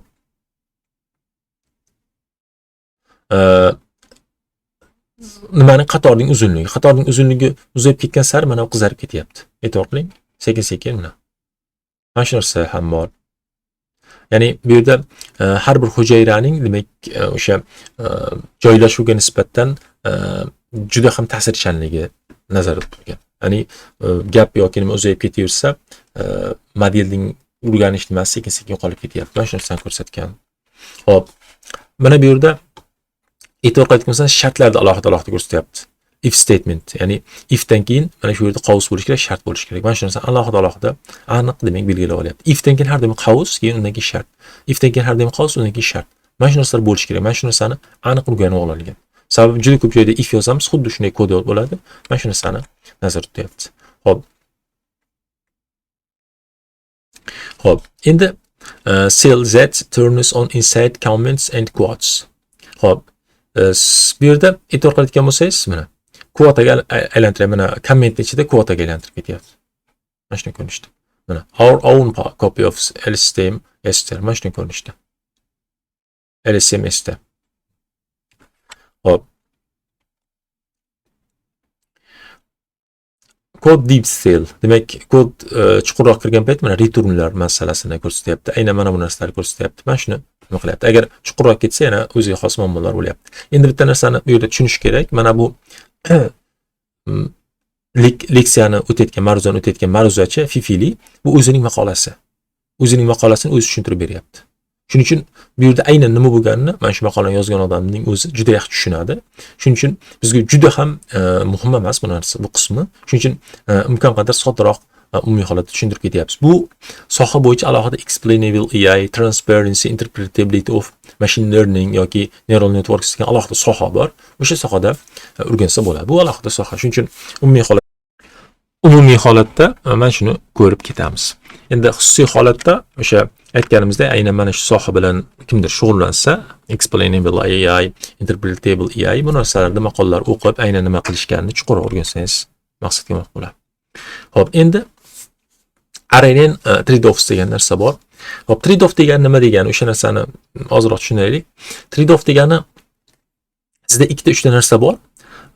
Shuni joylashtirishingiz kerakki, shuni qilishingiz kerakki, natijangiz yaxshi bo'lishi kerak. Masalan, hyperparametrlaringiz bor. Qanday uzunlikda tanlashingiz kerak? Learning rate qanday tanlasangiz, batch size qanday tanlasangiz, model yaxshiroq bo'ladi. Mana shu narsa trade-off bo'ladi. Yoki siz biron joyga boryapsiz, bozorlik qilmoqchisiz. O'sha bozorlik qilayotgan paytingiz kartoshka olishingiz kerak, go'sht olishingiz kerak, piyoz olishingiz kerak, pulingiz kam. Shuni olishingiz kerakki, optimal bo'lishi kerak. Masalan, kartoshkadan buncha, go'shtdan buncha, piyozdan buncha olishingiz kerak, yaxshiroq bo'lishi kerak. Mana shu narsani biz trade-off deymiz. Ya'ni narsalar o'rtasida yaxshiroq narsaga erishish. Xo'p. Endi birinchisi, ya'ni foydali tomonlari. Ya'ni RNNning foydali tomonlari yoki afzalliklari. Biz ixtiyoriy uzunlikdagi kiruvchi qiymatni nima qila olamiz? Boshqara olamiz. Uzunligini qizig'i yo'q. Ikkinchisi, nazariya bo'yicha biz yuqorida aytdik, bu Markov decision chain degan narsani yoki Markov decision process degan narsani aytdik. Nazariya bo'yicha ixtiyoriy payt o'zidan oldingi narsalarni olish mumkin. Masalan, biz hozir mana shu holatda turgan bo'lsak, o'sha holatdan oldingi bo'lgan hamma holatni hozirgi holatimiz ifodalaydi. Qancha orqaga qaytishimiz ahamiyati yo'q. Mana shu narsani hisoblashimiz mumkin nazariya bo'yicha, lekin umumiy holatda iloji yo'q. Amaliyotda juda qiyin. Hop, modelning o'lchami o'zgarmaydi. Masalan, hozir transformer modellarda modelning o'lchami nimaning uzunligiga qarab og'irlashadi. Agar ishga tushirayotgan paytingiz tekstni ko'proq generatsiya qilsangiz, ko'proq vaqtingiz ketadi. Bu yerda unday narsa yo'q. Bu yerda modelning o'lchami o'zgarmaydi. Hop. Bir xil o'lchamdagi vaznlar to'plami har doim har qadamda ishlatiladi. Va mana bu yerda demak simmetriya hosil bo'ladi. Endi yomon taraflari. Hisoblash juda qiyin, juda sekin. Va eng asosiy narsa informatsiyani oldingi holatdagi informatsiya. Biz Markov decision processda aytyapmiz, nazariy holatda. Biz o'zimiz turgan joyimiz oldingi hamma holatda ifodalayapmiz. Lekin o'sha yuqoridagi orqadagi holatdagi orqadagi holatdagi qiymatlarni ola olmaymiz. Nazariya bo'yicha uni amaliyot bo'yicha o'sha narsani ola olmaymiz. Yoki olish juda qiyin. Mana shu eng muammoli narsalar. Endi rasmlarni sarlavha qilish. Qanday qilib rasmlarga sarlavha beramiz? Mana shuni recurrent neural networklar masalasida ko'ramiz. Xo'p. Bitta rasm berilgan. Rasmga CNN modelni qo'llaymiz. CNN model bizga featurelarni ekstrakt qilib beradi, ya'ni alomatlarni chiqarib beradi. Bu transfer learning ko'rinishida. Biz modelimiz masalan klassifikatsiya masalasida o'rgatilgan bo'ladi. O'sha o'rgatilgan model bizga rasm bersak, rasmning joyiga bitta vektor qaytaradi. Rasm 3 ga 224 224 bo'ladigan bo'lsa, uning joyiga biz masalan 767 talik son olamiz, vektor olamiz. O'sha 767 ta son rasmni alomatlarini ifodalaydi. Mana shu narsani biz feature extracting deymiz yoki feature extraction deymiz. Hop, har doim start degan alohida bitta token kiritamiz. Start degani xususiy token hisoblanadi. Nima uchun? Biz bilmaymiz qachon tekstimiz boshlanadi, qachon tugaydi. Shuning uchun sun'iy ravishda har doim hamma tekstimiz, sarlavhamiz start degan bitta qo'shimcha sun'iy token bilan yoki so'z bilan boshlanadi. Keyin end degan so'z bilan tugaydi. Mana shunday narsa kiritamiz. Xo'p, endi mana start kiritamiz. Mana bu yerdan qiymatlar olamiz. Qiymatlarni olganimizdan keyin mana bu yerda chiqqan qiymatlar bunga kiradi. Bu yerdan demak start degan so'zimiz kiradi. Start degan so'zimizga bitta qiymat kiritamiz va straw degan narsani chiqaramiz. Straw degan mana shapka haqida gap ketyapti. Keyin strawni bunga kiritamiz, buni o'rgandik. Keyin hat chiqaramiz. Demak straw hat. Keyin hat kirsak end degan narsa chiqdi. Demak mana bu rasmga savloha berayotgan paytimizda straw hat deymiz. Start bilan end degan ikkita tokenni boshdan va oxiridan olib tashlaymiz. Sababi biz ularni sun'iy ravishda qo'shdik. Foydalanuvchi ko'rsatgan paytimizda start bilan end qo'ymaymiz. Bu amaliyotda har doim ishlatiladigan narsa. Endi qanday ishlaydi? Biz buni aytdik. Mana bu yerdan chiqadigan narsa sonni generatsiya qilib beradi va hokazo. Buni demak umumiy holatda tushuntirdik. Endi test image'da qanday bo'ladi?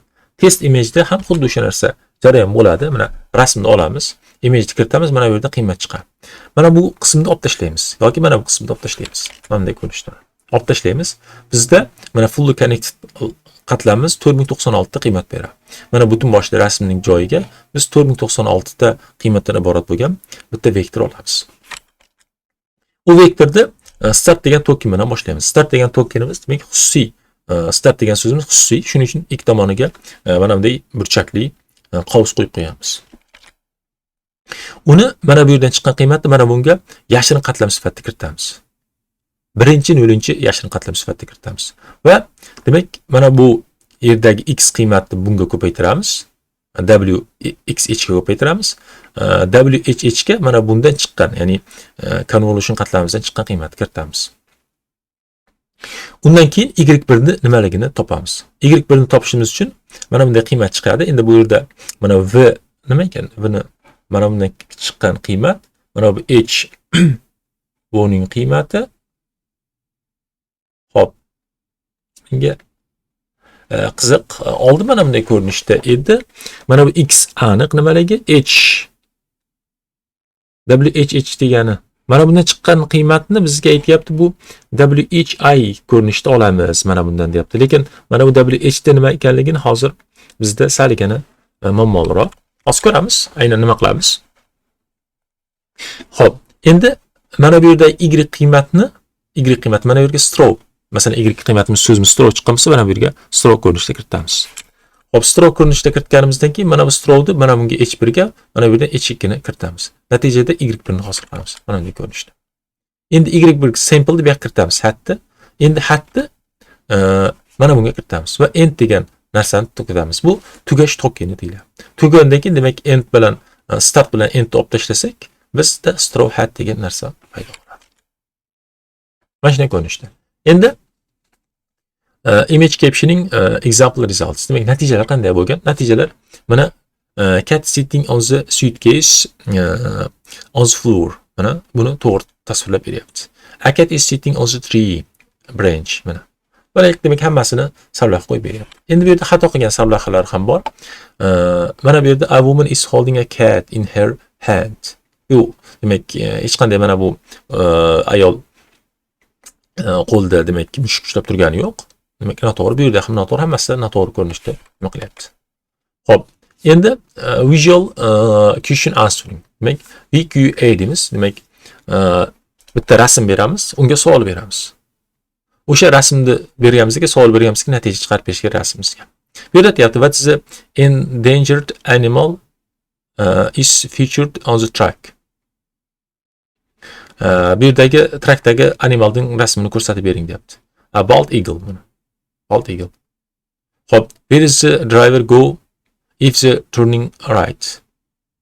Demak, mana bu narsa ko'rsatyapti. Qaysi tomon ko'rish kerak? Mana shu narsalarni ko'rsatib beraman. When was the picture taken? Qachon demak mana bu rasm olingan? During a wedding. Who is under the umbrella? Demak, mana bu soyabon tagida kimlar bor? Yoki kim bor? Demak, ikkita ayol bor. Mana shunday ko'rinishda bo'lgan. Endi mana shunday ko'rinishda savol javob demak vizual savol javob demak masalasi qo'yilgan. mana rasm kiritilyapti. Rasm kiritilgandan keyin rasm VGGNetdan o'tyapti va bizga 1024 ta qiymatlik rasmning joyiga vektorni demak VGG chiqarib beryapti. Mana bu yerda LSTM qo'yilyapti. How many horses are in this image? Nechta demak ot bor. Hop, bundan da ham o'sha 1024 ta qiymat olyapmiz. Ikkovini demak point wise deymiz. Point wise degani element har bir qiymatini mos qiymatini bir-biriga ko'paytiryapmiz. Ko'paytirganimizdan keyin mana bunday qiymat chiqaryapmiz va natijada 2 ni chiqaryapmiz. Demak, mana bu yerda qiymatlar hammasini olib kelib LSTM bo'yicha, bu yerda LSTM hali o'tmadik. LSTM bo'yicha olinyapti, natijada mana shunday ko'rinishda chiqyapti. 2 ta ot. Hop. Endi mana shunday dialog qiladigan bitta nima qilingan? Visual dialog degan dastur tuzilgan. 2017-yilda CVPR da chiqarilgan.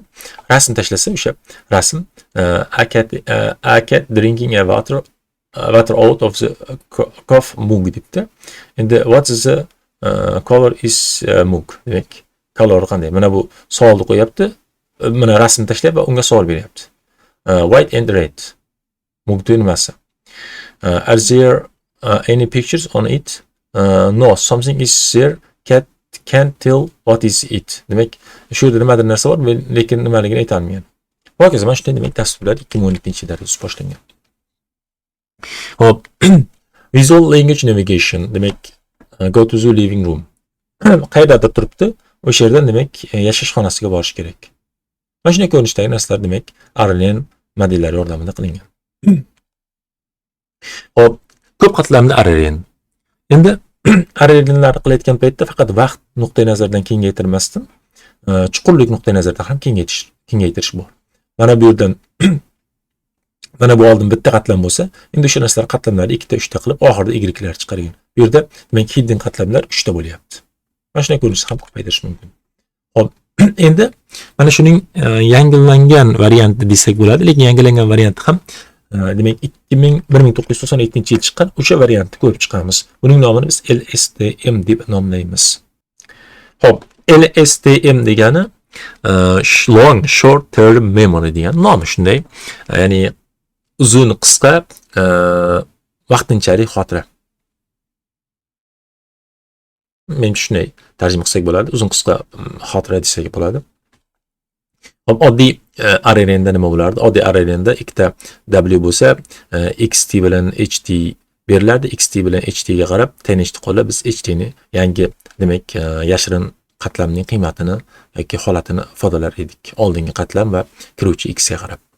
Endi LSTM salgina murakkabroq. LSTMda 4 ta alohida parametr bor. Mana HT bilan XT kiradi. Demak HT-1, ya'ni bitta oldingi qadamdagi holat va hozir kirayotgan yangi qiymat. Uni W ga ko'paytiramiz. W miz demak bitta narsadan tashkil topmaydi. Buni W ga ko'paytirib, W bu yerda demak mana bu yerda sigmoid tanh qo'llaymiz. Va EFOG degan 3 ta alohida o'zgaruvchiga yuklaymiz. Mana bu hammasida alohida 3 ta o'zgaruvchi bo'ladi. Xo'p, 4 ta o'zgaruvchi bo'ladi. 4 ta o'zgaruvchidan keyin mana bunday CT degan o'zgaruvchi paydo qilamiz. Bu formulasi. E ni G ga, C ni T ga, C ni F ga ko'paytirib mana bunday hosil qilamiz. Undan keyin mana bu narsani hosil qilamiz. Endi bu yerda aynan nima uchun shunday bo'lyapti desa, buni o'sha maqoladan o'qish kerak va bundan tashqari LSTM ga mos ravishda bir nechta turli xil modellar ishlab chiqilgan, lekin o'sha LSTM yana o'sha asosiy model sifatida qoladi.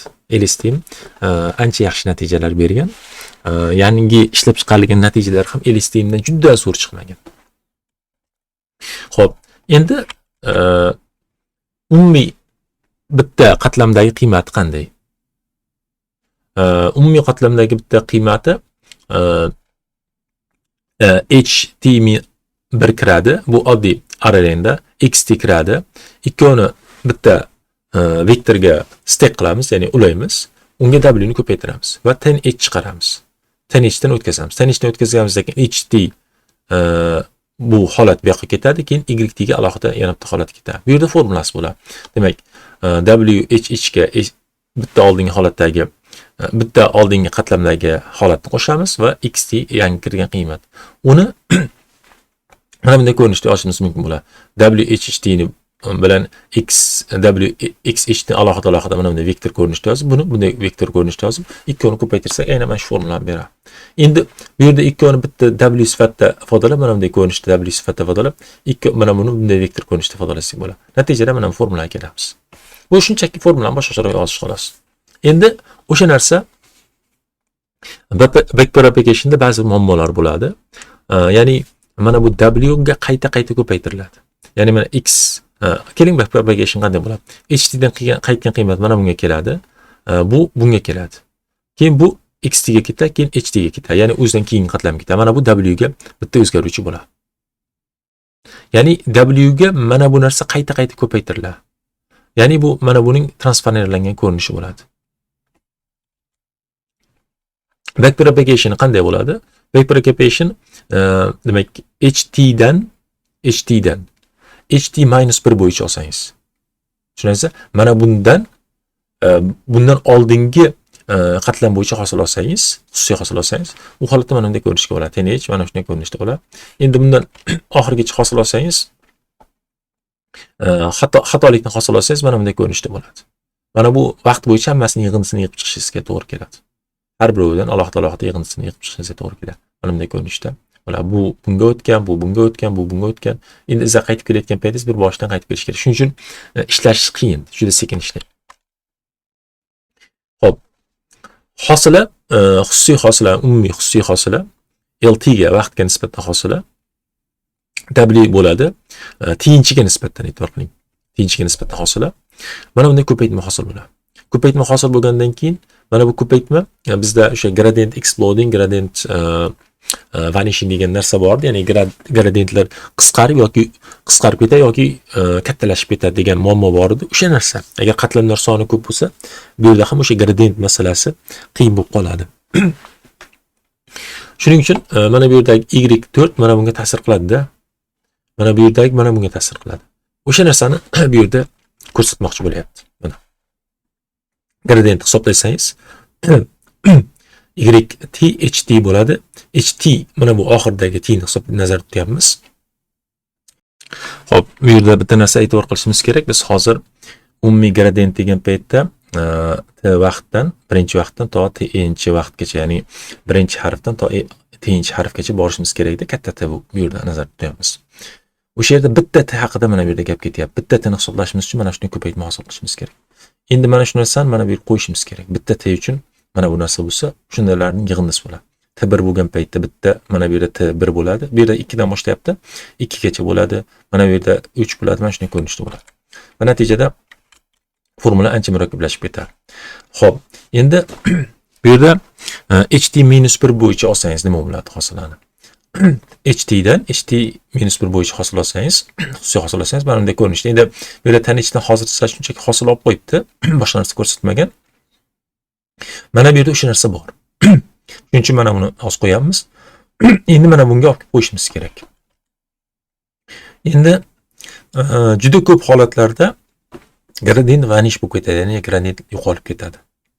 Sababi mana bundan hosil olayotgan paytingizda hosila birdan kichik bo'lgan sonlarni o'ziga ko'paytirib ketirsangiz, o'ziga qayta natijada qiymat 0 ga yaqinlashib ketaveradi. Va tekstingizning uzunligi qancha uzun bo'lib ketsa yoki qancha ko'p yozib ketadigan bo'lsa, demak modelni o'rgatish shuncha qiyin bo'ladi. Shuning uchun yuqorida aytdik, qiymatlarni o'rgatayotgan vaqtimizda har doim qaysidir ma'noda kesib uzun tekst emas, kaltaroq tekstni o'rgatish ma'qulroq dedik. Shuning uchun mana bu narsani biz hozir aytyapmiz. Endi agar biz bu yerda nochiziqlilikni olib tashlasak nima bo'ladi?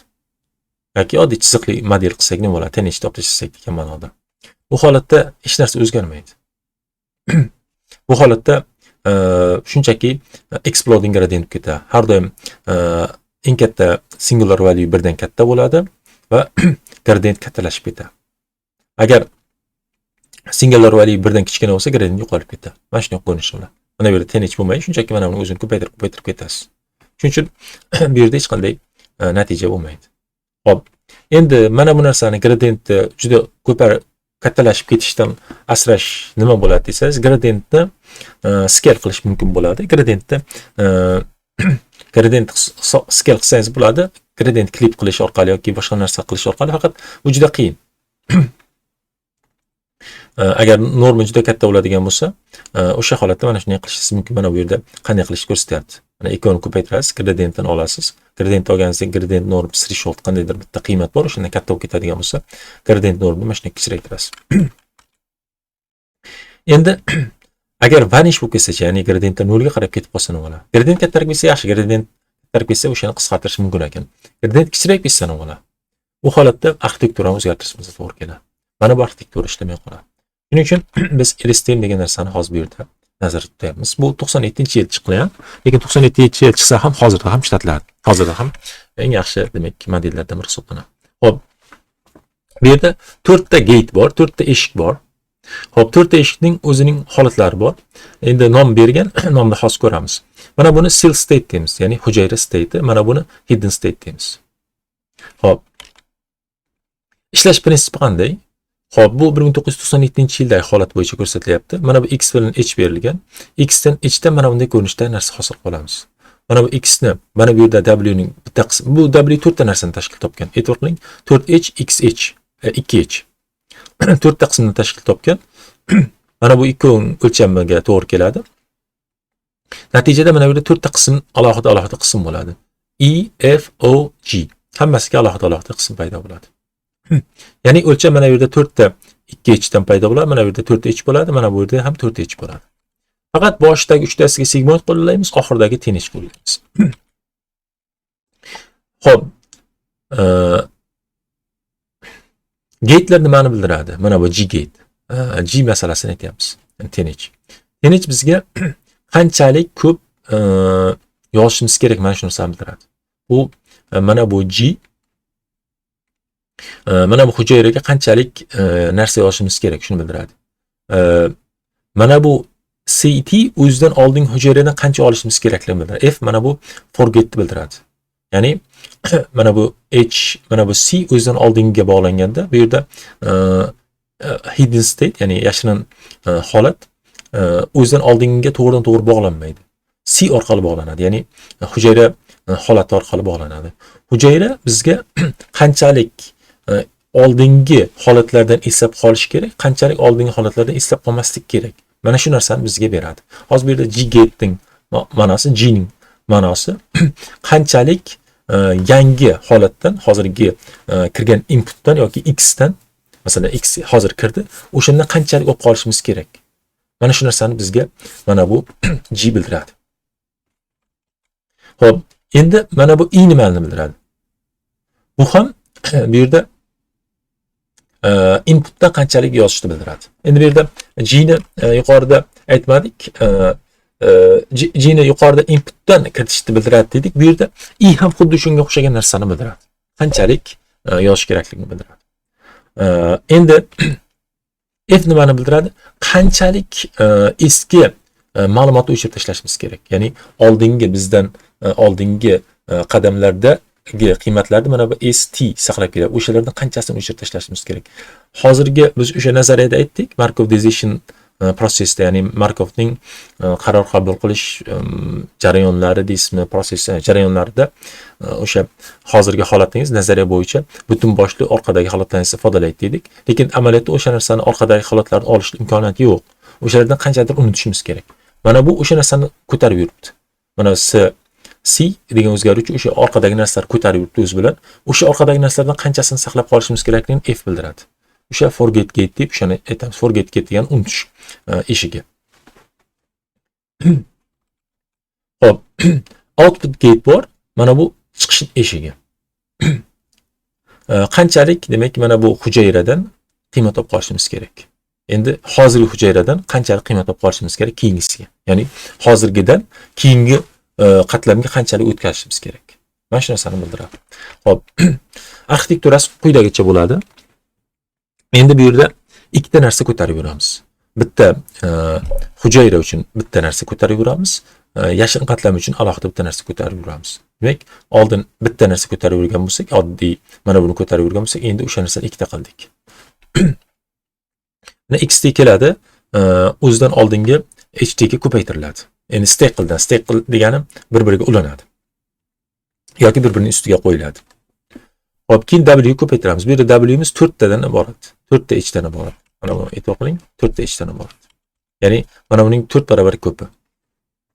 Va natijada 4 barobar ko'p bo'lgandan keyin o'sha 4 barobar ko'pdan 4 barobar ko'p narsa chiqadi. Birinchi qismini F ga beramiz, ikkinchi qismini I ga beramiz, uchinchi qismini G ga beramiz, to'rtinchi qismini O ga beramiz. Hop, F, mana bu F, forgetting.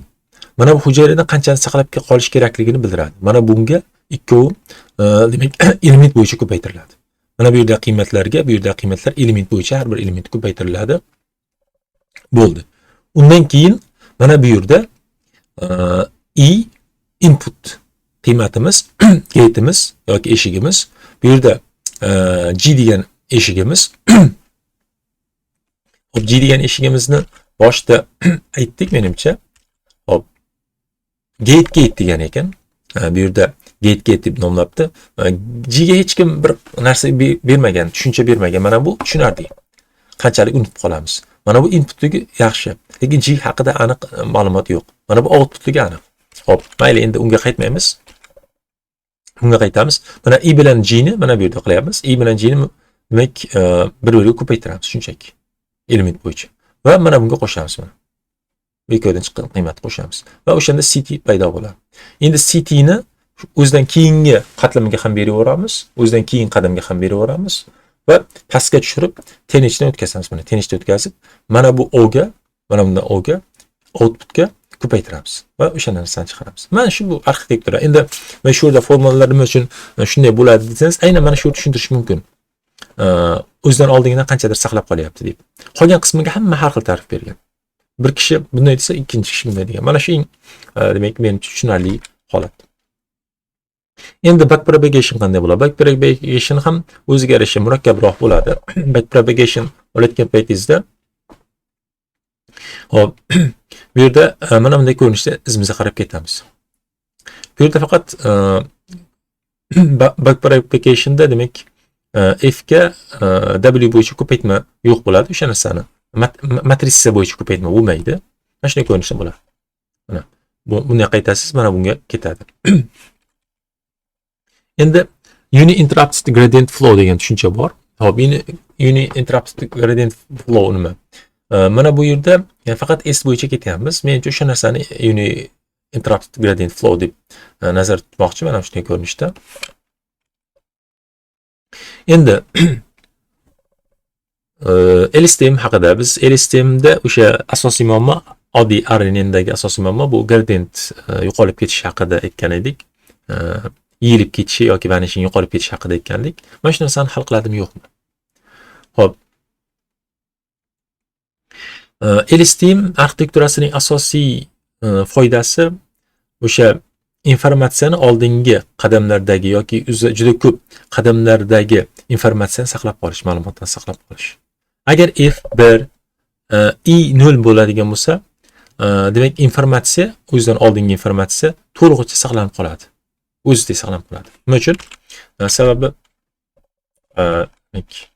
I ni 0 deyapmiz, F ni 1 deyapmiz.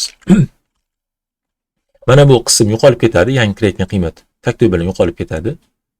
Mana bu C dan to'liq qiymat olamiz. To'liq qiymat olganimiz uchun hujayra nuqtai nazaridan o'zidan oldingi to'g'ridan-to'g'ri kirib keladi. Sababi mana bu yo'qolib ketdi. Mana bu ham 1 bo'ldi. Mana undan oldin foizda oladigan bo'lsangiz, masalan, 1 degani 100% qiymatda oldingiz. O'zini to'g'ridan-to'g'ri olib qo'ydingiz degani. Endi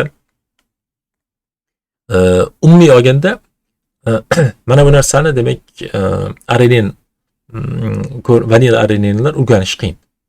Mana bu bo'yicha. Bu hidden state saqlab qolinmaydi. Lekin bitta narsa LSTM vanish bo'lib ketishi, ya'ni gradiyentlar yo'qolib ketishi, ko'tarilib ketishini kafolatini bermaydi nazariy jihatdan.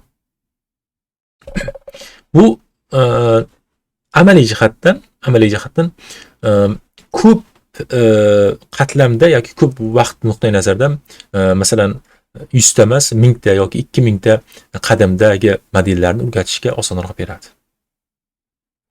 Osonroq. Umuman olganda mana shu narsa. Endi demak bu yerda umuman olganda nimaga o'xshash, reznetga o'xshash. Reznetda ham mana bunday uzilish bloklari bordi, buni aytgandik. Mana bu yerda gradientlar o'tib ketardi. Bu yerda ham xuddi shunday. Mana bu yerda gradientlar to'g'ri o'tib ketadi. Mana bu yerda gradientlarda o'zgarish bo'lishi mumkin, lekin bu yerda gradientlar to'g'ri o'tib boradi. O'sha narsani uninterrupted gradient flow deb aytayotgan ekan. Biz yuqorida aynan nima nazarda tutganini aytolmagandik. Bu yerda mana bu yerda gradientlar to'g'ri o'tib boraveradi. Reznetda ham mana bu gradient mana bu yergacha ta'sir qiladi. Bu yerda ham o'sha gradient to'g'ri ta'sir qiladi. Shunda gradientlar yo'qolib ketishi kamroq bo'ladi. Ya'ni o'shanda ko'proq uzunlikdagi, kattaroq uzunlikdagi matnlar bilan yoki ketma-ketliklar bilan ishlashni sizga imkoniyat bo'ladi. Hop. Demak, bu yerda 2015 Highway Networks degan narsa ham chiqarishgan. Highway Network mana bunday ko'rinishda debdi. Ikkovining o'rtasida, mana bu bilan ikkovining o'rtasida mana bunday Highway Network ko'rinishda chiqarilgan. Buni ham demak ko'rib chiqsa bo'ladi. Demak, RNNning boshqa variantlari juda ko'p tavsiya etilgan. Endi eng ko'plardan biri mana bu GRU degani bor. Mana shu GRU ko'pincha ishlatiladi. Keyin 2015-yilda LST Search Space Odyssey degan narsa bor. Mana shu narsani taklif qilishgan. Mana shu ko'proq ishlatiladi GRU. Endi undan tashqari Empirical Exploration of Recurrent Neural Network Architectures degan alohida maqola bor. Bu yerda har xil demak variantlarni sinab ko'rishgan, lekin oxir oqibatda shu LSTM yana o'sha yaxshi holat demak tavsiya etilgan. Undan tashqari random ravishda ham LSTM sellari demak qilib ko'rilgan mana shunday ko'rinishda. Har xil ko'rinishlar olingan. Bu yerda ham xuddi o'sha narsa nima qilingan? Natija olingan. LSTM sel mana bunday ko'rinishda bo'ladigan bo'lsa, ZLC-Z-Found demak mana bu maqolada 2017-yilda bu topgan mana bu sel mana shunday ko'rinishda. E'tibor qilsangiz juda murakkab ko'rinishda. Mana XT, HT-1 mana shunday ko'rinishda, bundan ko'rinishda nima qilgan. Bu demak qidiruv yordamida topilgan. Juda murakkab. E'tibor qilsangiz mana bu yerda salgina osonroq, mana bu yerda murakkabroq yo'qlangan. Xo'p, xulosa. Xulosa deganda nima? Xulosa qilganda nima qilamiz? Xo'p, RNN bizga arxitekturalarda dizayn qilayotganda juda ko'p demak imkoniyatlarni beradi. Qulayliklar beradi. Xo'p, vanilla RNNlar oson, lekin juda yaxshi ishlamaydi. Agar so'zlaringizda yoki ketma-ketlik uzun bo'lsa. Xo'p, LSTM yoki GRUni ishlatish umumiy olganda yaxshiroq, gradientlarni yaxshiroq modifikatsiya qilgan, ya'ni to'g'rilangan holda gradientlarning oqimini yaratib beradi. Xo'p. RNNda gradientlar kattalashib ketishi mumkin yoki yo'qolib ketishi mumkin. LSTMda o'sha narsalar salgina yaxshiroq. Xo'p. Demak, hozirgi kunda demak mana bu LSTM dan ko'ra yaxshiroq yoki soddaroq yoki LSTM dan ko'ra yaxshiroq bo'lgan demak arxitekturalar umuman olganda ilmiy izlanishning asosiy demak qaynoq nuqtalari bo'lyapti. Agar kimdadir mana shunday narsalar bo'lsa, LSTM dan yoki GRUdan yaxshiroq natijalar chiqarsa, uni ham tavsiya etish mumkin. Xo'p. Yana bitta ochiq savol. Mana bu narsani LSTM mana shuning variantlari yoki RNNning variantlarini nazariy va demak empirik nuqtai nazardan o'rganish. Nima hosil bo'ladi? Mana shu narsalar ham demak eng yaxshi narsa hisoblanadi. Xo'p. Keyingi darslarimizda attention va transformer modellarini o'rganamiz. Rahmat, salomat bo'lasizlar.